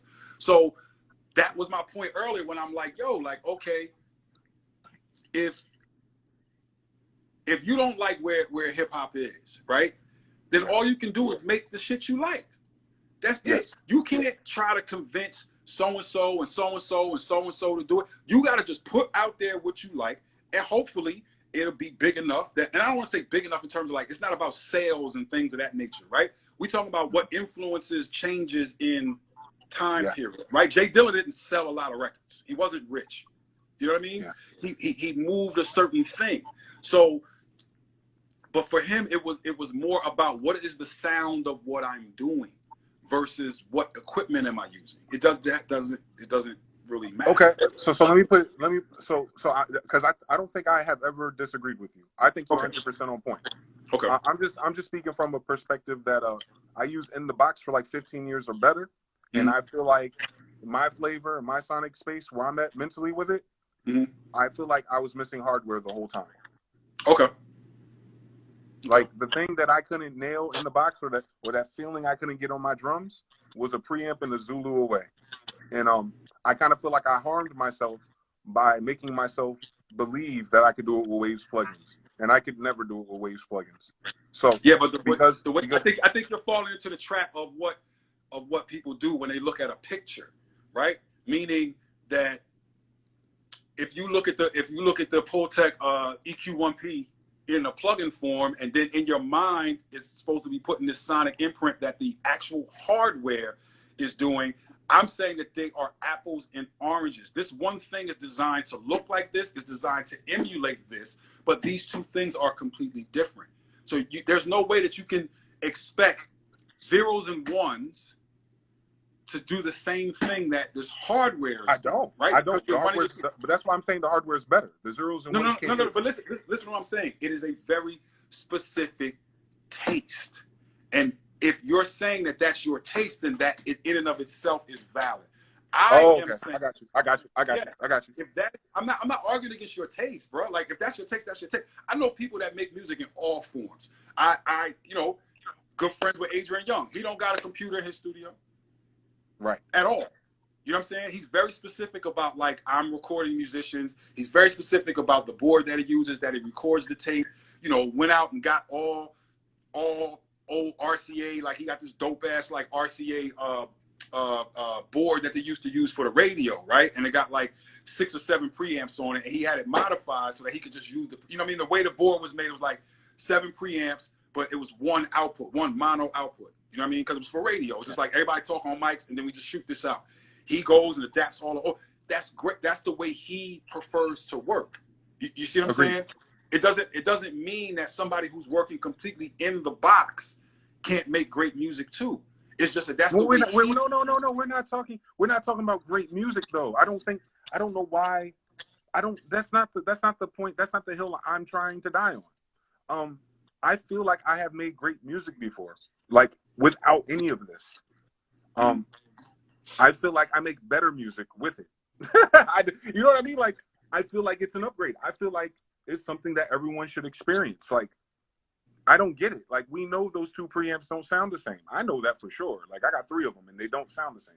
I know for sure that what the box does with tape is not what the Zulu does with tape. They're 2 different worlds. And if I had to choose between the 2, I'm going to pick the hardware version. Your answer to that is what it sounds like you're doing is that you're telling me that hardware is a flavor, and when we get agreement on that flavor is better, you're saying, but you can't say that. And what I'm saying is, but we are both saying that because we both agree that I'm being very specific, MG, because at the same time that I can say to you, yes, as a preamp, which is one form of hardware, right? This one thing, the preamp is like, okay, this is a certain flavor.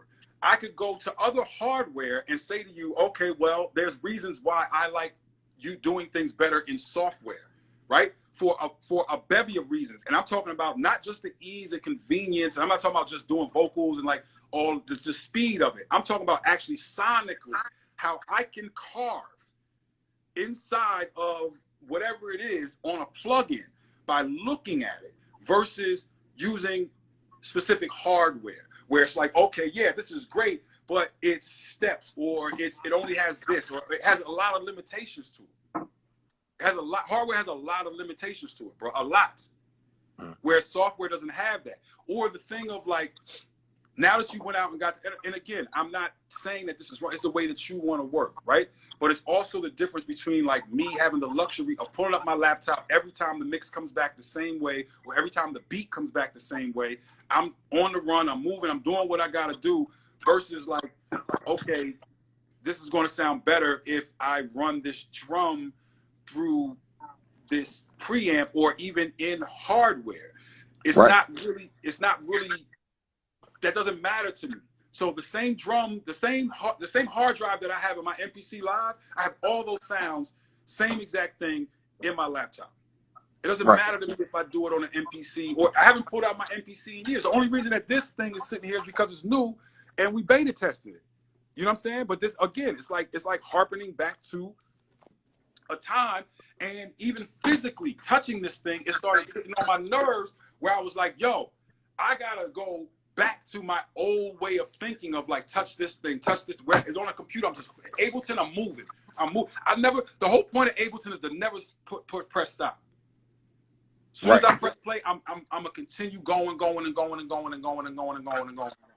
Hardware has limitations. I gotta stop, I gotta do this, I gotta save, I got that thing of but at the end of the day, Young Guru, what you're talking about is convenience. I'm not talking about convenience. I'm talking about sonics. No, I'm talking about Sonic. I'm talking about Sonic. You talk about press play button and record this speed and that. No, I'm saying a preamp sounds better than gain in the box for sure, 100% sure. We can gain agreement on that. I don't even know why we even debating that. No. Listen to me. Listen to what I'm telling you. If I was to take a cheap preamp, right? Let's say I take a $200 preamp, right? And I was to put it against this Neve right here, right? You're going to go, yo, that Neve sounds better than that cheap preamp. Why? Because it's built better. It has better components. It has better things inside of it, right? When we get to a certain point when we're like, yo, it's not the difference between, we're not asking if this API and this Neve are more expensive than each other or whatever. It's two different flavors of very high class preamps, right? Very high class. So if you're going to tell me that a $200 preamp doesn't sound as good as this Neve, then of course just turning up gain inside of a computer is not going to sound as good as the Neve. But what I'm telling you is that if I take something that's modeled that Neve, that same Neve, and I take the universal audio one, and you don't know which one I use, you are not going to be able to tell me the difference. You're not. If I have experience, if you took my ISA and then compared it to something where you're trying to trick me with my ISA, I would. Yes, I would. I hear the ISA as soon as it gets warm. All right. What I'm saying is, Young Guru, I have the ISA preamp and I have the ISA plugin. That ISA plugin, when you start cranking that gain up, like for instance, I come in at -18 and I might give it 18 gain, right? Just to balance it out 0 to 0. That presence and harmonics from my preamp, it don't come through my speakers the same as their plugin does. And what I'm trying to tell you is that you are talking about a difference in flavor. There's also a difference in the way that you use it, and it's also that's not flavor. It's not a 1-to-1 comparison. No. MG, you didn't let me finish. You didn't let me finish saying what I was saying. What I'm telling you is that if you take that, if I was to listen to that specific preamp that you have, right, and somebody that say like trained on that board or has used that board, there's not that many of them left, right? It's maybe like 6, 7 of them left. We lost the one in Jersey. Every single channel on the board sounds different because it's gone through different stages. So of course, your physical preamp and that plugin sound different. So am I going to go and say, yo, your preamp is not as good as the preamp on this board because they sound different? No, they're just different. I can hear the difference. Everything is different. Everything I can hear the difference, though. But when I hear that difference, I prefer the hardware difference. I guess that's what I'm saying. Okay, all right. And I'm trying to say to you that the things that are being done in that hardware, right, where you have, first of all, you have your, your A to D conversion. What is that doing? I'm preaching to the choir. I'm not trying to act like I'm schooling you. I'm reminding you of the things that you know that are going on. So your MPC is representing however many plugins in a chain, right? Because it's doing all these different things. You're not going to take the time to sit there and make that many things. You're going, okay, I would prefer to just plug this into my MPC. That's fine. That's your personal taste. But I'm telling you that you can get that same sound inside of a DAW.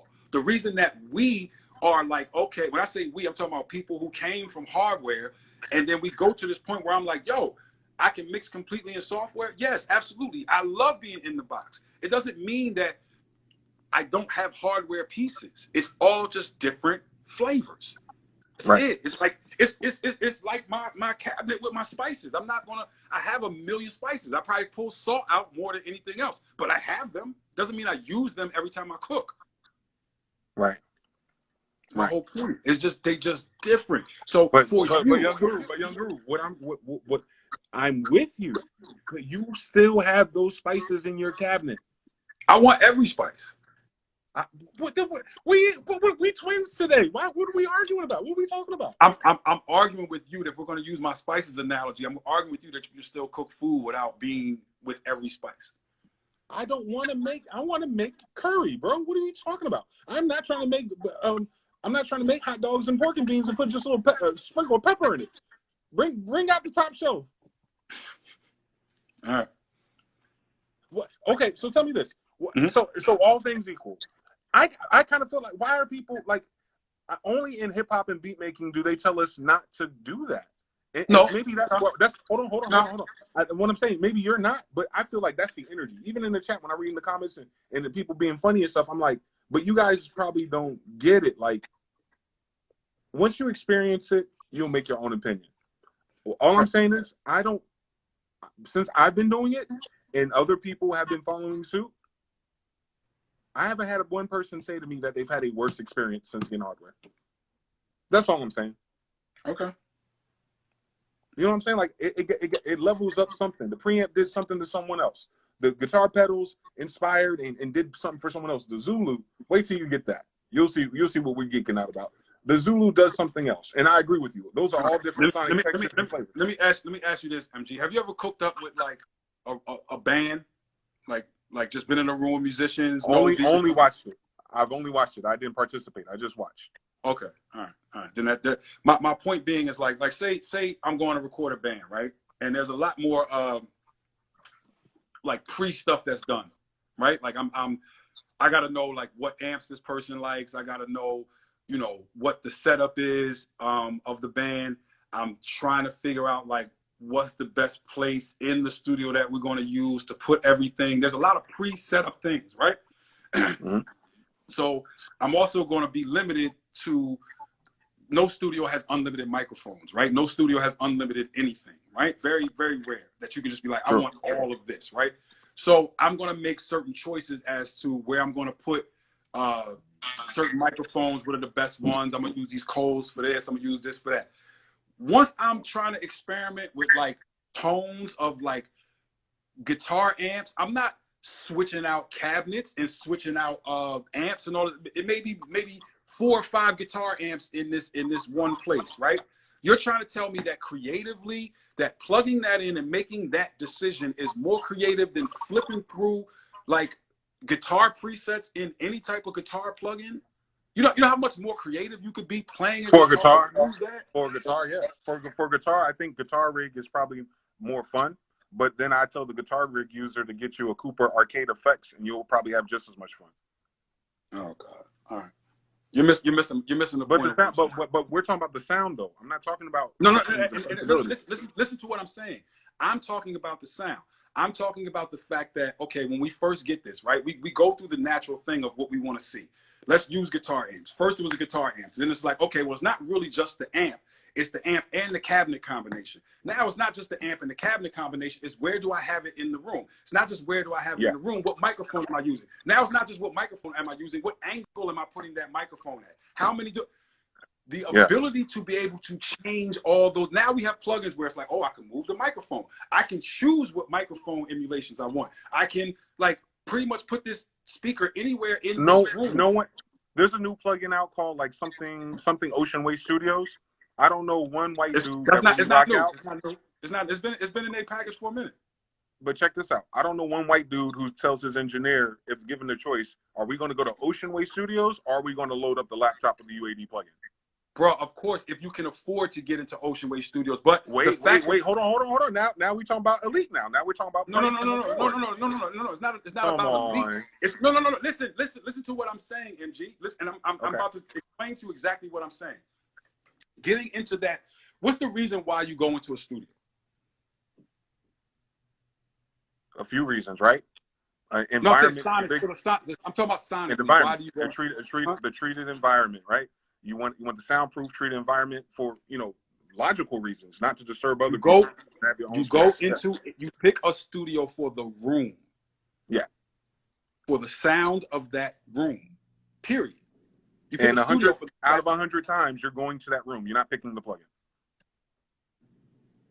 I disagree, bro. Because me, as someone who's worked in that room and who's made decisions in that room, I'm saying to you that exact room that is being modeled after, right? I don't want to give away like who works there and all that other stuff, because, you know what I'm saying, I don't want people pulling up on them. But I worked in those rooms a lot. I have worked in those rooms a lot. You know what I mean? That is also, that studio over there, United, is one of the last places that has that Focusrite. It has one of the best Focusrites in the world right now, right? Yeah. In that room that they've modeled after. So your preamp is sitting in there 100 times over. I know. The boys is nasty. They should just use the plugins, Guru. No.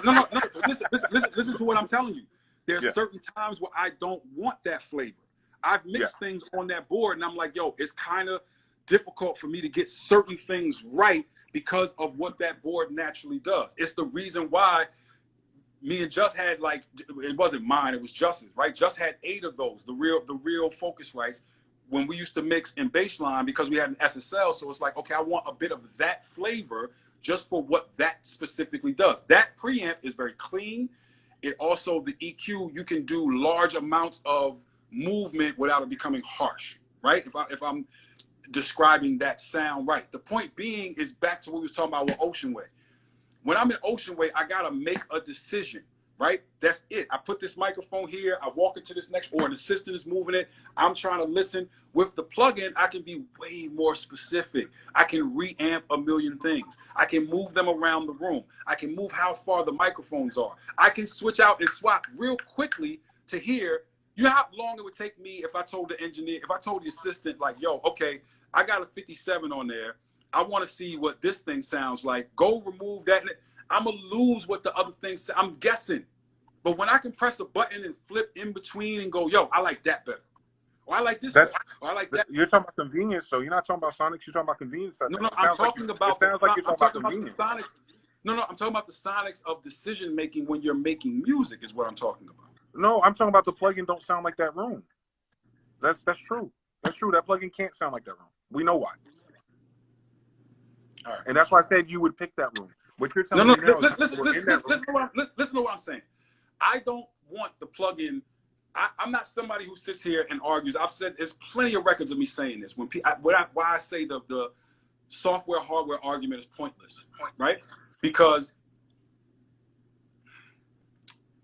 if you want 2 of these things to sound the same, right? These 2 things right here. These. Oh, no, I don't want them to sound the same. I know when I use them, they're better. Listen to what I'm saying. Listen to what I'm saying. These 2 things don't sound the same. They're made exactly the same, but there's going to be a difference in these 2. These 2 things are going to sound different. They're made exactly the same. What I am saying to you is that, no, I'm not going, yo, this don't sound exactly like Ocean Way. What I'm saying is, wow, this is amazing that I have anything remotely close to Ocean Way in my computer, and I can play around with it and get sounds that I wouldn't get in Ocean Way because I'm not going to play around with it this way. I'm with you. But at the end of the day, I'm going to Ocean Way. I agree with you. It's awesome to have those options. Because if I'm going to get a plugin that sound like Ocean Way, I'm going to Ocean Way. If I'm going to get a plugin that sound like MPC, I'm getting MPC. If I can then go, again, I'm taking it away from the standpoint of a band being in a room and playing together, and I'm taking it away from that. Yes, you will go on Ocean Way. But I'm saying to you, sonically, if I can have Ocean Way in my computer and not have to pay for Ocean Way to record shit or to reamp shit, I want the plugin. It's way more flexible. I want to reamp shit. Sonically, it's going to sound better. It's going to sound better with me experimenting and doing different things that I'm going to make the plugin do something that the room could never do. And then I'm going to go back in that room and reamp what you did. I want that analog, whatever it is, whatever that thing we can't qualify with ones and zeros, whatever that little sneaky, little pesky, third dimensional, subconscious nudge that happens when you run your sounds through these things. I want all the smoke. I want that on my tracks all the time. That's it, right? Like, I have a digital synthesizer. I have an Access virus that works over USB, completely digital. I want to take the line outs and throw it through my preamp because speaking to the word that you use for it is that flavor. And what you're saying is there might be sometimes, MG, where the track or the song does not call for you putting that kind of salt on the Access virus. No. I would agree with you. That's not you what don't I'm need saying. it for everything. You want to put that on everything. Yeah. That's not what I'm saying. That's not what I'm saying. It sounds like that's what you're saying. Between the hardware, if we're using flavor metaphor, that is what you're saying. You're saying that hardware has a particular flavor that you preference, but if I go in the box and I found something similar, I can come up with some good flavors too. I'm stressing to you that they are just different. So in that scenario of what you just said, for you, it is sonically pleasing. You like it to run your Access virus through those preamps. And what I am saying to you is that you're not wrong. By no means am I saying that your preamp isn't doing something to the sound. What my problem or the verbiage that I take offense to is when someone says it's better. Okay. It's not just innately better. It's not. It's just different. It's just a different sound. And maybe because you are a virgin to that sound, that you're like, yo, okay, now it sounds the way that I want it to sound. It's like a new girlfriend. It's like, yo, okay, it's different. So it seems better. It's better. What are we talking about? Yo, the new girlfriend? Listen, the new girlfriend is better than Angela, Young Guru. I'm sorry. It just is.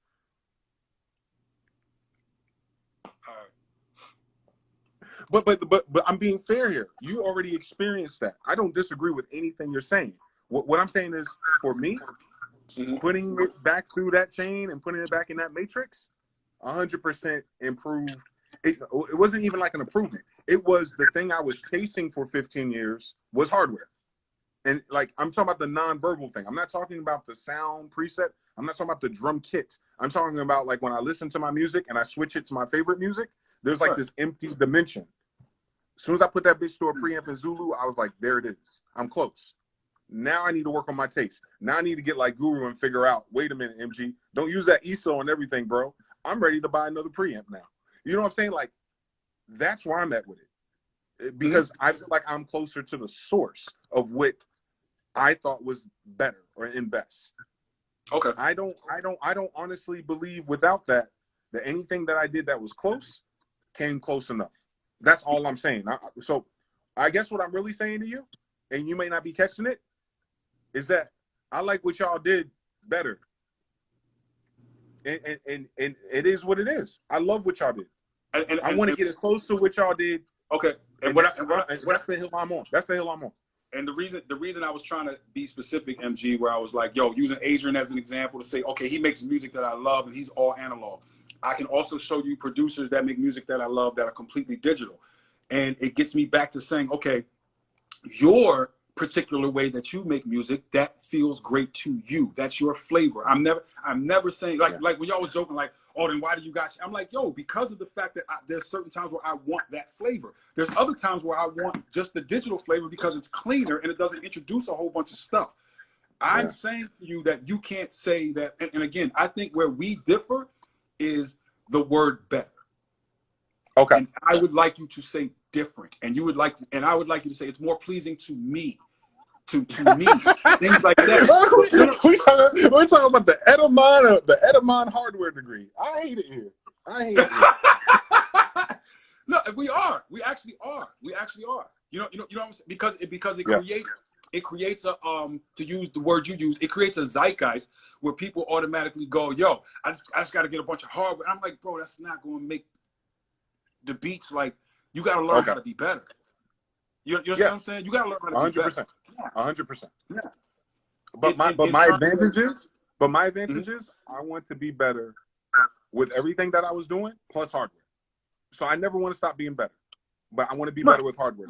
Once I felt that and experienced that, I'm like, now I need to marry these two worlds together, find the pluses and minuses of both. Right. And that's just where I'm at with it. That's where I'm at with it. That's like I'm not divorcing software. I'm just saying I'm not going to use the software preamp. Okay, that's the different. Again, the marriage thing is something that I love because I've gone through this process, and I'm saying that there were things about hardware that I like better, and there was things about software that I like better in all facets. Right? There's certain things about it. Yes, innate. We can talk about innately, like, okay, well, the thing I was talking about earlier, where like now, I'm very rarely in the same room with the artist when I'm doing the mix on the same. You know what I'm saying? Like back because of the fact that we took it so serious, right? It was like, okay, today you're paying $2,000 to go into the Hit Factory to mix this record. Everybody's there. The engineer's there. The artist is there. The A&R's there. Everybody's there. Everybody commits that day to be like, all right, I'm making this record, right? There's positives and negatives that software has done for us. And what I'm saying is that, yes, at the end result, we are saying the same thing. You marry the best of the two worlds if that's what you like. But I'm saying it's not necessarily better. Right. You know what I'm saying? So for me, sonically, I love my Equinox, right? I love to run mixers through my Equinox. Do I get a chance to do it all the time? Am I always sitting right here with my shit? No. So a lot of times it's in the box mixes. You know what I'm saying? But I still like my in the box mixes. Yes. That's the only thing. And what if I came here? Sometimes I'll do an in the box mix, right? And I'll spread it out and run it through my Equinox, and I'll be like, the Equinox is doing too much to it. It's making it too muddy. It's too much like bump in the low end. It's too much like it's muddy in it versus like what I wanted to do in terms of separating and making it stronger. Right. And then it's also the thing of now where I gotta now take the output of this. I may go into this the C1 LA compressor. I got us a really good like SSL emulator, right? Then I got to go back into my hardware, but then it's like if I'm doing it in the box mix, I could automatically just put my SSL plugin on there. I could put my Diamond plugin on it to give it a little, you know what I mean, a little life. I'm gonna put that ML4000 on there to squeeze the hell out of it. You know what I'm saying? Like I'm doing that quick, all because it's like, no, this sounds better now. Me putting this through this ML4000, it sounds better than if I was to sit here with some hardware and try to do this exact same thing. Got it. It just does. Yeah. So that's my point. I'm with you. What I'm saying is you're right. And what I'm telling you is drums to an MPC empirically sound better than FL Studio to me. I don't know too many people that disagree with that, but I get, so that's the original sentiment, is that FL can't do what the MPC can do with drums sonically. I can't speak on specifically Fruity Loops because I don't use Fruity Loops, right? I can speak on the fact of I can speak on Ableton, I can speak on Pro Tools, I can speak on Logic, I can speak, you know what I mean? I am aware, obviously, because I work in this industry of what the Fruity Loops sound has done to the music, right? I'm not saying I'm not aware of that. I know what it is. I can hear, me too. I can hear a beat and be like, yeah, somebody did it in Fruity Loops. The drums are done in Fruity Loops. I don't necessarily know how the person is using it. If they know what they're doing, is it? I have to say, I just don't this is innately better just because of this. You have to have the test of MG make the same beat and we put the same shit through the same shit. And then we go, okay, let's whole audience figure out if this is better. So meaning you got, how many of them preamps you got? And I'm talking about the ISAs. You got one? My ISA is a dual channel. Yeah, two preamps, right? Yeah. What I'm saying to you is that if we were to take those and I was to do a blind test to you with the same sounds, I doubt if you could tell the difference. Yeah, you got me messed up. I can't. I think it's cat. I'm a psychic. I can't. I'm really good at that. I think it's cat. I think. Listen, I can tell you the difference between lo-fi things. Like I can tell you when something's fake lo-fi and real lo-fi. Like I'm talking about the effect. I can tell you when something's an access virus and when it's Nexus. I can tell you when something's serum and it's silent. That's my whole channel is based around me being able to do that. That's just me though. I know not everybody does that, and more importantly, not anyone cares to do that. Some people be like, I don't hear it, so it doesn't matter. What I'm saying is, for me, whereas I was coming from, once I did it differently and I heard it through the thing, electricity. I was like, that's what I was looking for. And it can't be done with plugins, because when I was doing it with plugins, it wasn't done. It was the No, hardware. you The missing thing was the hardware. You may not know how to do it with plugins. That's the point. You don't know everything. You may not. I don't know any. I don't know Doesn't mean anybody. I don't know anybody that has done that. It's not true, bro. It's not true. I'm not saying that people haven't done good music with plugins. That's not what I'm saying. No, I'm talking about what I'm talking about. What I'm talking about, I haven't heard of. We are being very specific about a certain texture and feel, and I'm telling you that it's that you can get that texture and feel inside the box, completely inside the box. You familiar with Serb Geneva? Say what? Serbian Geneva. You familiar with him? Yeah. He was one of the big guys that they made a big deal about a few years ago, being 100% in the box, right? And then when you realize a lot of guys have made a big deal about being in the box for years and years and years and years. Check it out though. I'm using him as a specific example. Okay. The way that his mixes were sounding for EDM was way too loud and cheapened EDM versus 90s and late 90s EDM, where that stuff will be on vinyl and everybody wanted it. Yeah, but you know that that's a completely different process, though, right? When you say cheap, I don't think hardware can do what that did. No. You're missing the point. Really, right there, you're missing the point of all the other things that came into EDM as to the reason why it slammed up that loud. Versus cutting on vinyl, you can't be loud on vinyl. So if you're arguing with me that the dynamics in music changed because we were in a digital form, absolutely. We went into this whole loudness wars nonsense, right? We completely went into that, and that messed up the dynamics in music, and people were chasing this really loud sound on a CD, right? Yeah. Which now we're at the reverse of that. If the loudness wars are over and dynamics won, because if you have this really loud slammed CD level master and you give that to a streaming service, it's going to sound weak as shit when they pull it down to -14 LUFS. Absolutely. So we won that, but I'm saying that that's an aesthetic of where music went, not necessarily because he's in the box. It's how he's using. No, hold on. My point about that wasn't that. My point about that is that the shit sounded like mids. That has to do with. I'm trying to tell you when people were gloating that he was 100% in the box, I was going, no shit, it sounds terrible. That's me though. That's me. I heard it. Like, you didn't have to tell me he was in the box. Britney Spears sounds like she's in the box, and I don't like it no more. Why do you assume that people who put out music at a very high level are always like you? Okay, there's this assumption that y'all do y'all interviews from an SSL console, Guru. I don't know. All that shit is fake. People be in front of an SSL for the video. No, but you're asking me why. I answered why. No. Listen, you didn't let me answer. You didn't let me finish the point. If you have a engineer that was in analog world and now has to transfer over to digital world, but has actual real projects that they got to put out on Friday, there's still so much of a learning curve of how do I get my sound inside the box. You understand what I'm saying? I'm trying to make a point to say that there's so many factors as to why you didn't like the mix, and you're just blaming it on the fact that he's in the box.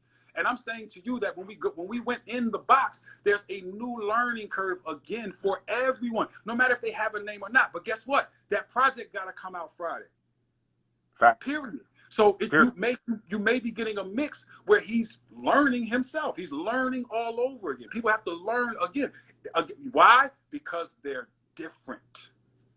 They're two different things. They work differently. The sonics that naturally would come because of the fact that you were using analog gear, right? Because people missed that point of, that's why I went through that whole long ass chain, and then it comes back, and then again you're taking it to a master engineer who's doing something with analog, then you're cutting it on vinyl. It's a whole different thing than what he's doing in the box. So you're like, yo, this person used to do this. He switched to in the box, and now it doesn't sound the same. No, it doesn't. It doesn't. Okay. Oh, let's hold on. So, but we are agreeing. We're saying it doesn't sound the same. What I'm saying is my preference was I before always it said had it doesn't changed. sound the same. You keep Hold saying on, better. hold on. But no, hold on real quick, because it was better. I'm waiting for the world to catch up on that. I don't know what the debate is. We got to call the United Nations. It was better. People were way more in love with music. Music burnt much slower back then, and people are People were still way shooting more that loving music music. today. MG, people love music today. People love music. There's plenty of They're good selling music old out there that young people dude. They're love. selling It old may not be catalogs, on not your new ones. radio. It may not be They're on selling the your old radio. catalogs, not the It new may not be ones. the producers. It may not be the producers that you following to see who's doing what on the internet. That's not what I'm talking about. I'm talking about the fact that you have access to the greatest amount of music that you've ever had. We ain't streaming the new shit, Guru. When you bring Shorty over, you ain't streaming the new shit. Let's cut it out. It was better. Say what? When you Say bring what? Shorty over, you're not streaming the new shit. It was better. The old stuff, the old R&B No, was that's better. bullshit. Jodeci was That's better. bullshit. You're trying to tell You're me. not playing. You're trying to tell me that. Guru, you playing Don Toliver over Jodeci? Come on. I'm playing. Listen to what I'm trying to tell you, bro. Listen to what I'm trying to tell you. You're trying to tell me that I could keep you in just Africa, one country in Africa right now, and I could play you artists that you've never heard of. You're gonna be like, yo, I love this music. I could show you the Brittany Howard album. It's something that just came out, and I'm like, yo, this shit is just as good as everything that came out in the 90s, the 80s. Y'all be acting like the 90s was the greatest time on the earth. Like, it really. There's a lot of whack music that came out, bro. A lot. But the a best lot of music. whack But bullshit. the best music came out then. No, it didn't. You're bugging. Come on. It's Okay. a different. Okay. I'm It's a bugging. difference. Then I'm bugging. It's a It was the difference. best. MG. It's a difference in time and your life and how you was consuming the music and what was going on. You yourself may like that, but you can't tell my son that. You can't tell my son that. My son is enjoying being 17 years old, and to him, Little Tecca is the shit. Polo G is the shit. His friends listen to it. They love it. That's what they. No. Hold up. I can't do that because I was 17. Because that same attitude was thrown on the music that we was making. The older people, this is bullshit. This ain't real music. This hip hop shit is garbage. It's not real music. All y'all doing is looping up old songs. You lost the plot because when I was 17, as a hip hop producer and with my ear, I could tell you that the soul of the 60s and 70s was better than the R&B of the early 2000s. So I wasn't delusional. No. It wasn't my age group. I know what better is. Like y'all keep acting like I don't have taste, like I don't know what better is, and that's annoying. Like, bro, I have exquisite taste in music. I'm saying with my taste in music, I can tell you it's better. Now, if you disagree with me, I need you to back it up. Like, what did Jay say? I don't believe you. You need more people. No. You are trying to take your opinion as fact, and I'm telling you that your opinion is just your opinion. For you to say that there's no good R&B music that was produced in the 2000s, I didn't say no, but that's not my opinion. I never said that. Okay, I never said that. I said the best was made then. You just blatantly said to me the best. that the R&B of the 60s and You're the saying 70s. Good. I said the best. All right. We're not talking about the same thing. You're talking about, you're saying there's no good music? There's no good mixes? There's no good? I didn't say that. I said the best came out already.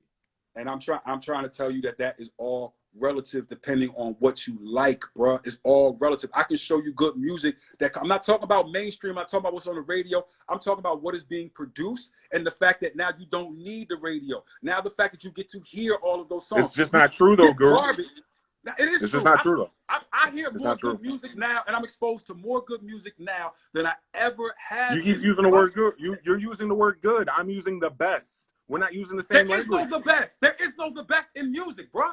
There is what no are you the talking best. about? Yes, you do. If you were to DJ a party right now, you would be playing the best. You wouldn't be experimenting with stuff that's not the best. Bro, you get somebody, you get 100 people in the room. It's gonna be different opinions on what the greatest music is. But when you choose what you play, you're picking the best. Do you like Michael Jackson or Prince better? Michael Jackson. Okay, I got a bunch of people that's gonna argue with that Prince is way better than Michael Jackson. Absolutely. Okay, so there is no the best. And none of them are gonna argue that Tolliver is better than either, because they're the best. That who? Is better than who? Don Toliver or Brent Faiyaz or whoever. They're not going to argue that they're better than that. You naming that person, but to some people in certain places, D'Angelo is better than shit that came out in the 60s and 70s. To some people. Some people are retarded, Guru. I can't not account retarded. It's what people like, bro. It's what people like. The best isn't about liking. I'm talking about the best. No. The best, I'm trying to tell when who's you the take best. what I Who's like the best? and you Who's the play best the best, guitar player? the best Who's the wins. best? Who's the best guitar player ever? Who's the best?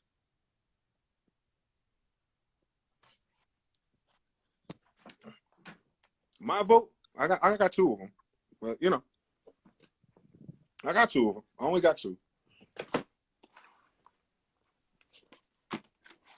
My favorite, I should say, which I think is No. I got this guy. Favorite is Okay. different than best. Okay. I said who's the best. Oh Everybody got no. favorites. Well, my favorite. I'm talking about between these two. I'm not talking about. I'm not going to compare whack shit. Okay, Though. Jimmy. That's the Jimmy, difference. I can't see the I other can only album. compare Jimmy, the best stuff. I'm never going to compare whack shit. Cut it Jimmy. out. And I can't see what that is. This is your boy. Go over to the. I can't see the cover. I need the guitar player's name. Hold on. Let me see if I can find him.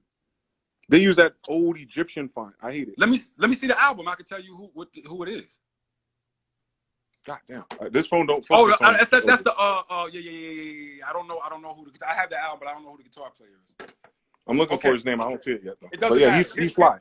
Everything, all the guitars in there are fire. Yeah. Here's the point of what I was saying. The same time that you said Jimmy is the best, I can tell you Shuggy Otis is the best. Absolutely. And you could be like, "Goo, you bugging." That's what I'm trying to tell you. There is no best. It's all personal taste. I got friends that you respect as producers. That's like, yo, Jimi Hendrix don't really do it for me. He don't have no songs that I want to listen to. He don't have no like album that I want to put on and just go through. Why is it not as much as Jimi Hendrix is regarded. Huh? Instagram trying to play us, bro. They started loading you. Go ahead, do that one more time. What did they say? They said Hendrix don't do it for him?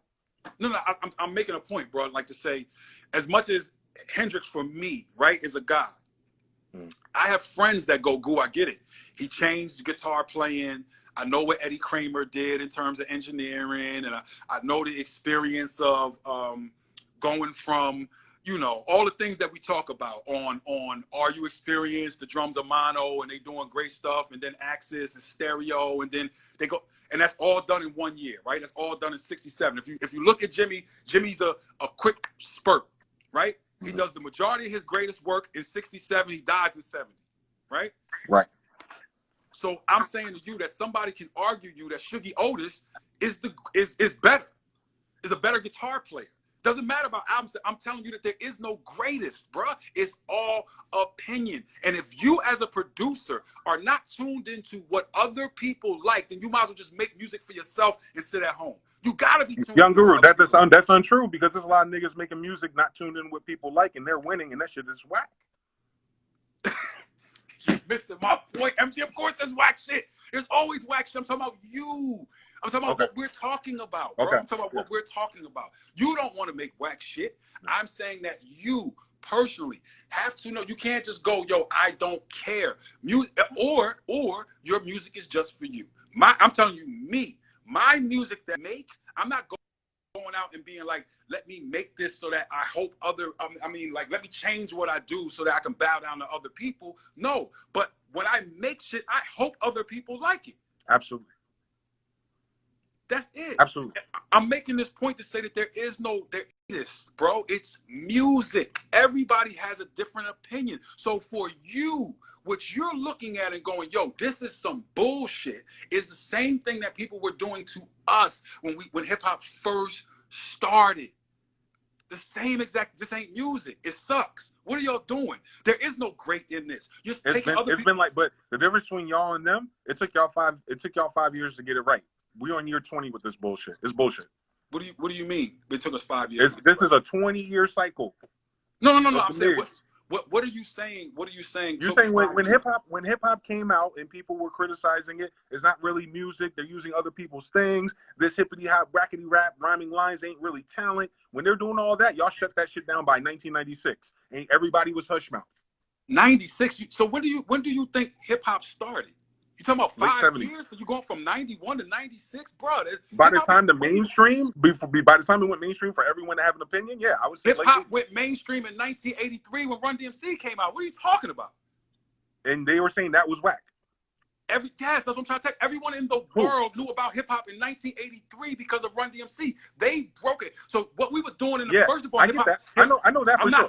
Please don't get nobody on here saying that. I'm saying hip hop started in '83. What I'm saying is that for what you just used as a paradigm, I'm saying that by '83, whether or not they like it or not, right? There's plenty of stuff that you watch an award show and you don't know the song, but you're aware that that person exists. Yeah. You may not have listened to Panic in the Disco album, but you know that they exist. Yes. I'm saying by 1983, the rest of the world knew that hip hop existed.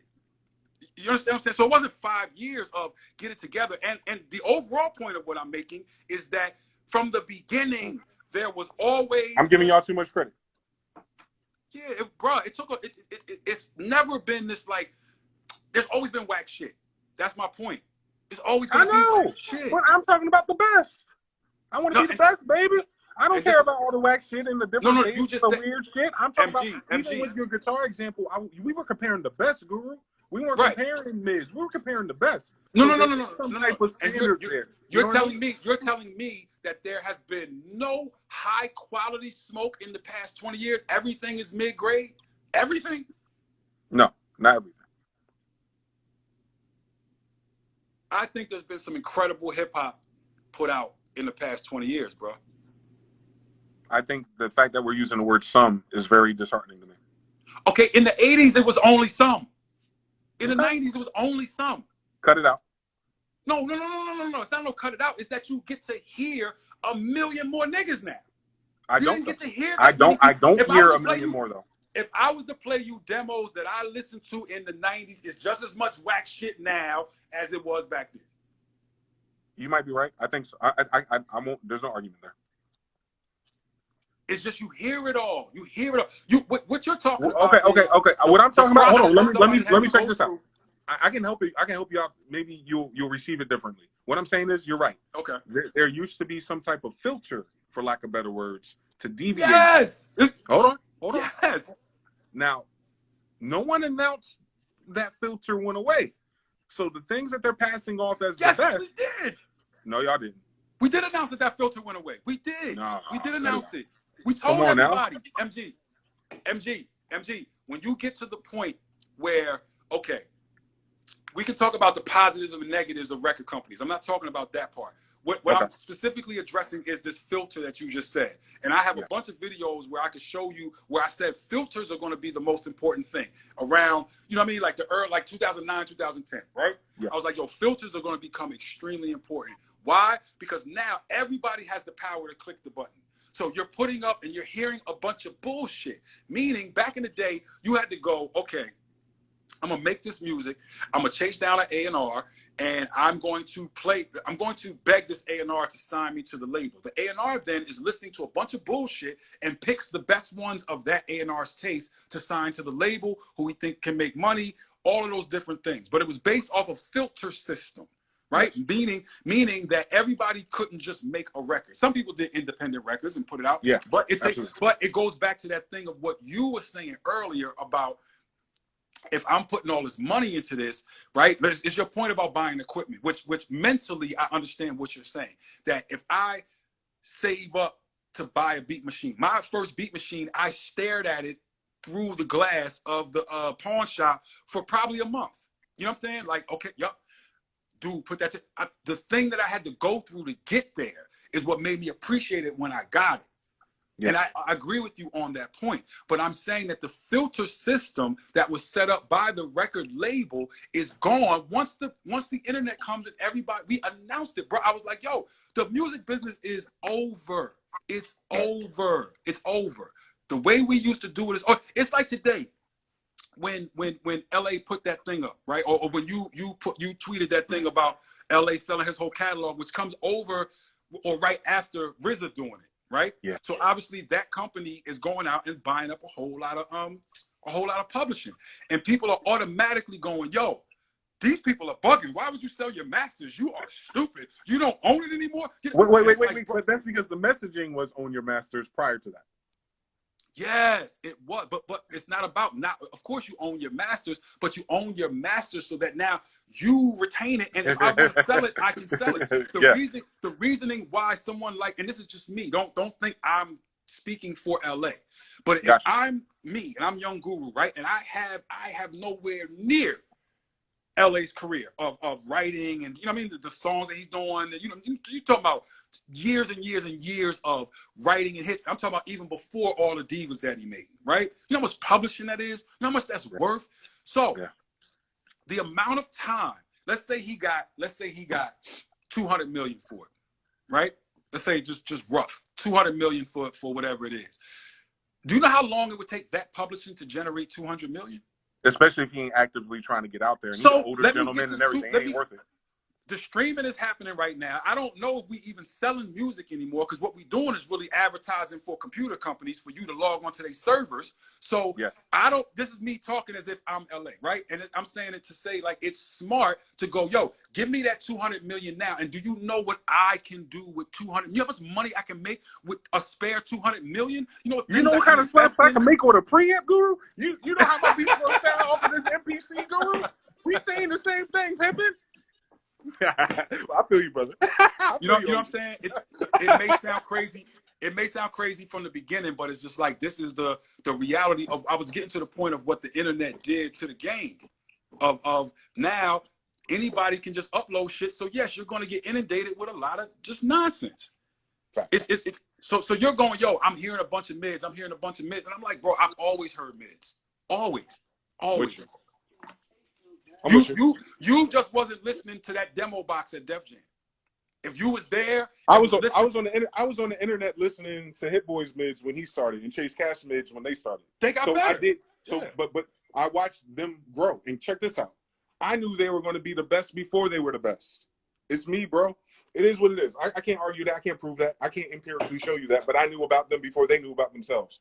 So I don't know. I'm just different that way. But I do agree with what you're saying. I don't disagree with you. I just sense something else. Okay. I'm just making a point, bro. I was making a point. I was making 2 points. One about the hardware, and then two about this word greatest. Like, there is no greatest.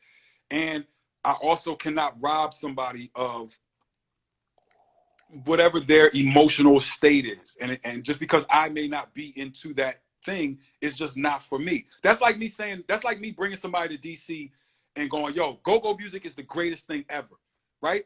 And for some people, it is. And if I take you to the go-go and you don't like it, you just don't like it. But I'm going to tell you that there's plenty of people in DC that be like, no, this is the greatest thing ever. It's their opinion. But can you go to those people that like it and point out to the best? Can y'all argue about the best?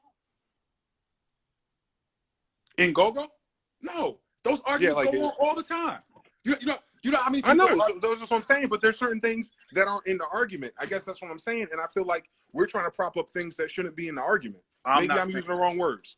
I'm not saying that. I'm not saying that at all. I'm not saying that at all. I'm saying that what you are judging, what your criteria for judging the best may not be someone else's criteria for judging the best. I'm with you all the way.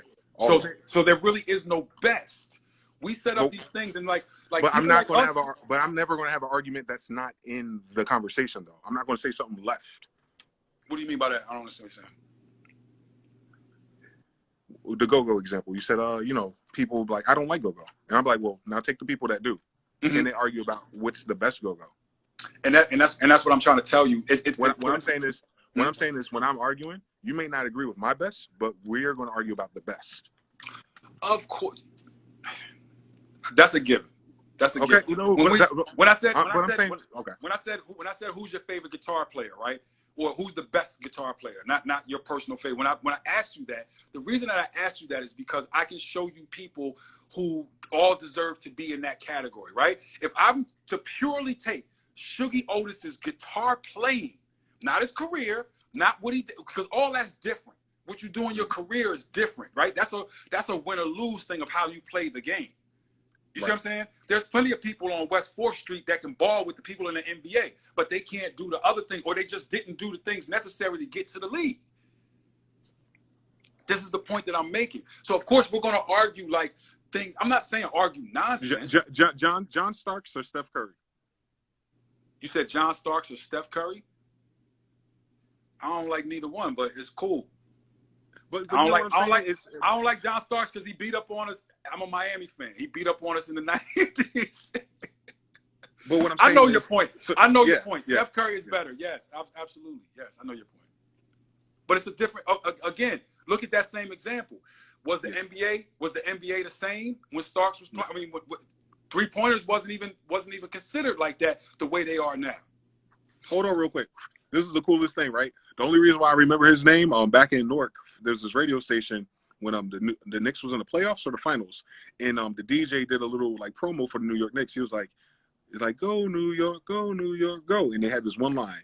They said, "And it's something. If Starks wasn't shooting those threes," and that's the only reason why I remember him, because they gave him credit for shooting the threes for the Knicks. So I was like, all right, so we talking about a person known for shooting the threes, and we compare him and Steph. Most people won't even mention John. But in his time, what you're saying, he would have been mentioned with Reggie Miller and a few other people just because of that moment. So I get you. There's a lot of flashpoint moments where people have a run. I'm not talking about runs, though. I'm talking about what I'm trying to get at is I have a really good awareness of what the best is. That's all. And I'm telling you that your best is based off of certain opinions, and sometimes people like us can be very snobbish because we know a lot. I agree. I don't see that as a negative thing. It's earned. I'm saying sometimes being snobbish will get you into this sort of like how am I best describing it? It'll get you into like sort of this ivory tower jazz thought, right? Where jazz people are like, yo, we're better than you because we know how to play more shit. It's more complicated. You don't know the same things I know. You can't move the way I move on this instrument. And sometimes they miss the fact that the audience may not give a shit. The audience want to groove and they want to be in a pocket, and I want to just dance. So you doing a whole bunch of complicated shit on stage is you and your band members doing mental masturbation, which us as a audience don't give a fuck about. We do. Like, I can go to see someone play really intricate jazz and be like, oh, I know what he's doing. And that's so difficult. The average person is just going to be like, what does it sound like? It's the reason why Ivory Tower people miss funk. When I say Ivory Tower, I mean like jazz cats at that time that was like, this shit is 3 chords and y'all repeating the same shit. But guess what? It's funky as hell and it feels good. Who reminisces on disco? Nah, you just don't like, but you reminisce on funk. Just as simple. You reminisce on, hold on, you skipped the whole era. No, it's a lot of disco. It's a lot of disco I listen to. If you go to I haven't been in a long time because I haven't been in New York, but if you go to like I'm trying to think of like the 45 parties that are thrown, like Just Spins at Natasha Diggs, like all of those people, Mobile Mondays, you know what I mean? And then Natasha does a bunch of other stuff. There's plenty of disco where you'll see people going crazy. It was good disco. There was some good disco, bro. That's not the point. The point I'm trying to make is that you, because you know certain things and because you are intricately involved in some of the details of music and you know how it's all made. That's me too. Sometimes we miss the beauty of the simple things that is just a feeling. And you're going, yo, this is the greatest. And I'm saying to you, you think it's the greatest. Why? Because of all of these factors. And I'm telling you that other people may say something else is the greatest because they're not considering those factors. And it's not valid. You can't say that their opinion is not valid. Your opinion is based off of what you know. So there's plenty of people that will go, yo, this jazz player is the greatest. And I might go, he don't give me no feeling or she don't give me no feeling. So how can it be the greatest? It's just technically great. It's like DJs that scratch all through a party. Nobody wants to hear that. People are like, yo, just play the record, fam. This ain't the DMCs. Yeah, so we're getting into an interesting thing where we're talking about facts in context. And in order to get the truth out here, you got to put the facts with the context. And I'm slow down, because I don't understand what you're saying. Because to me, what you're jumping and saying that something is a fact when I'm in fact telling you that it is your opinion is not necessarily a fact. For you to say someone is the greatest is not a fact. That's your opinion. Hold on. I don't have that Instagram filter. What do you mean? I don't understand what you're saying. I'm saying that I can listen. So when I talk about the best, we might have a different opinion on about who's number one, but very few people are going to argue about 1, 2, and 3. We can sort that out real fast. Matter of fact, me Well, and you can listen to someone that we slept on, and they won't even make it in that list. I'm trying to tell you that it's all based on opinion. Who's the, and I'm not saying this to make a list. Who's the best MCs of all time? And it's not for me to say. It's for this conversation. You need context, right? So I need you to say who is the best. MCs, rappers, or song makers? Who is the best MCs of all time? That's not so we don't have MCs no more, in my opinion. We might have some. So we might, What? MG, when you say we don't have, are you strictly referring to like mainstream music? I'm not. Listen. We don't have MCs that can go in the list with the MCs I would put in that list. I don't understand what you're saying. I'm not going to put anyone that I've heard in the last 10 years in the same list with Nas, DMX, and Jay. What are you talking about? Kendrick doesn't deserve to be considered. Cole doesn't. I didn't say he didn't deserve to be considered. I said he wouldn't be in the top 3. Period. But this is what I'm trying. Now you're making my point and we're not about to argue Cole, Kendrick, and all of that. Okay. You're making my point of what my overall point was to you. You just said Jay-Z, Nas, DMX. I will give you a million people who's going to give you a different top 3. Absolutely, but none of them So are it going gets to to my point. Just let me finish the build, and then I'll shut up.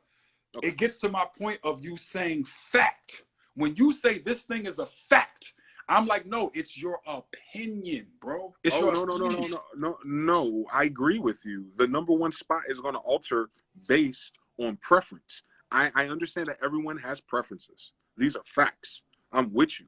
What I'm saying is when you start using words like best, those qualifications change so much that it's going to be hard to try to sneak in MC Shiny Chain into a top 3 list and for anyone to be like, the hell are you talking about? Now, the person is going to get out of that argument and say, well, you know what? At that time, I was going through something in my life and they said something that spoke to me. And I'd be like, all right, cool. I'm with it. I resonate with it. You like them. That's a sleeper. I'm with it. But you're not going to put that in the list of the best. We just have to completely disagree because of the fact that I have people that will go, yo, Pac, Scarface, and so-and-so. I got people that's going to go Black Thought, so-and-so and so-and-so. I got people, like, it's so across.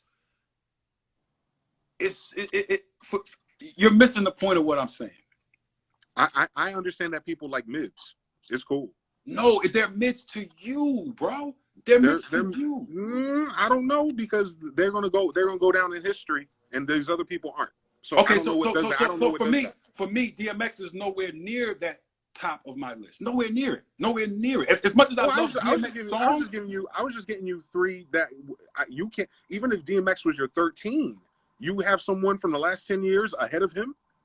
Yeah, Kendrick is definitely ahead of DMX. Okay, whatever. Kendrick is not better than DMX, bro. Whatever. Listen, you're not being honest no more. You're not being honest with me. And it's okay. I am being honest. Kendrick is not better than DMX, bro. Okay. The words that he says are not better than DMX's words. Are you kidding me? I put the pussy on a pedestal. No, fuck out of here. Oh my God. Oh, man. That's pure comedy to me.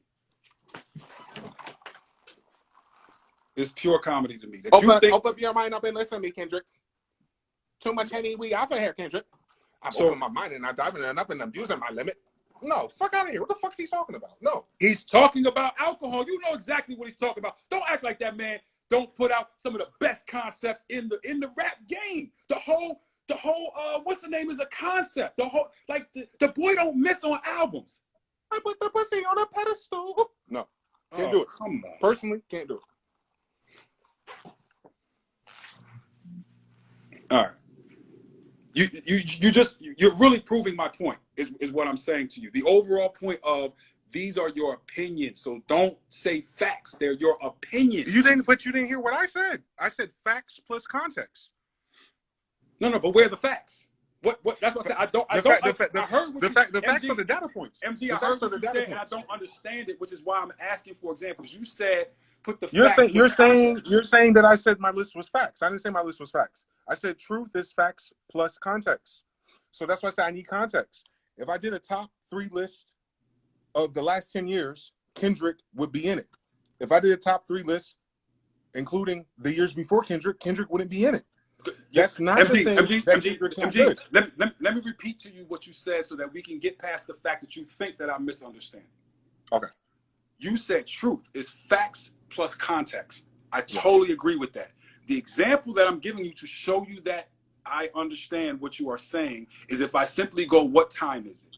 For you, it's a different time than it is for me. Okay. They are both facts and they are both true because we then have the context of you're on the East Coast and I'm on the West Coast. So now we understand why these two different facts can both be true at the same time. Absolutely. Right. I'm with you. It's not what I'm saying. I completely understand what you are saying. What I'm saying is that in the equation, where are you getting the fact from to put with a context? Because I'm telling you that what you are considering as fact is not in fact. Check this out. Check this out. Fact. I can prove that you don't believe that. I say a lot that I'm capable of being one of the best. And your answer to that is go out there and do it. Yes. Check this out. Whether I go out there and do it and don't, the fact didn't change anything. The context. Nah, absolutely it does. Then we totally disagree.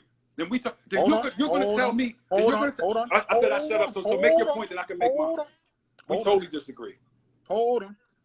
I have rappers that I've worked with and that I recorded that you have never heard that I would put ahead of Kendrick. Okay, that's great. Check this out. I know. But peep game here. They're not going to be in any best list. Okay. So there's context. No. You're skipping my point, MG.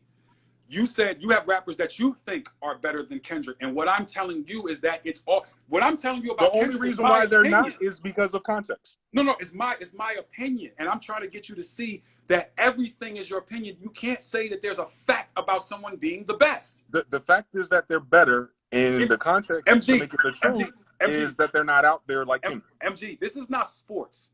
Okay, in sports we have very quantifiable. We lie to each other about that. It is sports, Guru. We get paid for it. No, it's not because we get paid for it. We get paid for it. No. Let me tell you why it's not.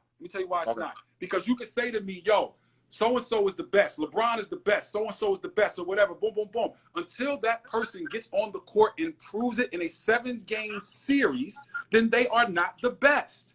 Listen to what I'm telling you. The best can lose. Someone that you think is the best can actually, in sports, we have quantifiable numbers. At the end of the game, whoever has more points is the winner. That's how sports, listen, I'm making a point. That's how sports works. If I say, who is the best 3-point shooter of all time, we immediately go to the numbers. We go, here's so-and-so's average. Here's his average. Here, and then the only categories we could break it down and say, yo, this person got more game closing threes, or this person got more. Now you putting, but when I say who has the best 3-point percentage ever in the NBA, it is a quantifiable number. When I say who makes the best music, there's no quantifiable number, bro. Sales are not the quantifiable number. If that's the case, MC Hammer's better than a lot of MCs out. The best. There's no. Listen, Guru. When we talk to other people who listen to our kind of music, and we invoke the best, we're talking about competition. We're talking about sports. No, I'm not in competition with nobody, bro. Hold on now. I said when we converse about best, when you ask me who's in my top 10, we're invoking the best. Now here's the fact. I love at least 100 rappers. Okay. But if you made me sort it, my top 10 is gonna get sorted really fast. So which is it's a fact that you love 100, but who's in that top 10 is your opinion. But the opinion is best based on metrics, though. No, so what metrics can you possibly put on the feeling of a song? That's what I'm trying to tell you. For any category that you could show me, you say, yo, this person outsold this person. So what? I could show you somebody that's worse that probably sold. Again, I used MC Hammer as an example to be like, yo, Vanilla Ice outsold a whole bunch of people. Does that mean you can't? There's no number that quantifies that. And now you're talking about a whole different time period where we're not even talking the same numbers. There are no more album sales. Listen, Go Ninja Go rang off. I'm not going to take no Vanilla Ice. You get my point, bro. You understand what I'm saying? We're talking about something that's artistic. So what makes someone feel good and makes another person feel good are two totally different things. So you can't say this is a fact that this is no. It's the whole all of Everything music is everything changes with context, though, Guru. I'm not saying fact by itself. and I'm telling you, before you can even get to the context, you can't accept it as a fact. There are no facts here. Not in somebody's opinion of how music feels to them. There are no facts. It's just all feeling and it's opinion. I got you. So if it's all opinions, why are people so butthurt when you say they're not the best or that you're better than them? Because people like to be the best. They want to be that's the goal. Human beings like to be the best. We know we speak the same language, but what I'm saying but is those people who argue with me start using empirical evidence. What empirical evidence? I don't know. Oh, I got some people's like, well, MG, you can't quantifiably say you're the best. You don't have a placement. Nobody said nothing about no placement. No, I know you did. I know you did. But I'm saying is we have a consensus. We have a consensus metric on how we can begin the conversation of the best. And there's minimum requirements that people miss or meet to get into the conversation. I don't know why we're in denial about that. Nah, man. I accept that there's a minimum. I accept there's a minimum for the best. MG, this is something else I want you to consider, right? Consider this. Okay. Who you run across in your world isn't necessarily everyone. There's no human being that runs across everyone. You understand what I'm saying? I agree. And I'm using this because there's a lot of times where I watch and there's a certain community that you draw online. And I feel as though that you're constantly in tune and talking to that community. And I think sometimes in your brain, you think that's everyone, that everyone shares that opinion. Like all producers share that opinion. Not that you're literally talking to everyone, but you may see something happen in your world, on your timeline, which you've been training your algorithms for, all of that. And then you think everyone is thinking that way. And I'm like, no, because you're arguing with somebody else about if somebody's a better content creator than you, or this person saying, yo, they're the greatest because they did this or they sold this amount. No, that's not what I'm saying. I'm saying that it's still an opinion. Who has the best sample pack is an opinion. It's an opinion. You can get into the thing of, yo, which I love what y'all do, where y'all expose and be like, homeboy, you ain't even make this. You stole this from this. That's a different conversation, right? I'm saying, what is the greatest or the best? I got one for you. The best 808 is the Spins 808. The what 808? Spins 808 is the best 808. I don't know what that is. People who use 808s know exactly what it is. Now, it'll get weird because it'd be like, that's played out or everyone played it to death. But if you ask them to name the top 3 808s, Spins will be in the top 3. Oh man, they got him in the Matrix. Did they freeze me too, guys? Leave a comment. Drop a Y. Are we frozen? Come on, Wi-Fi. Come on, I'll pay $1 million for T1 internet. What are we talking about? Can y'all see me? Did it freeze on me? Or did it just go too long and Instagram bugged out? Are we loading? Are we buffering? What's going on, Wi-Fi? Earth to Instagram. Hello, world. Am I still here with you guys?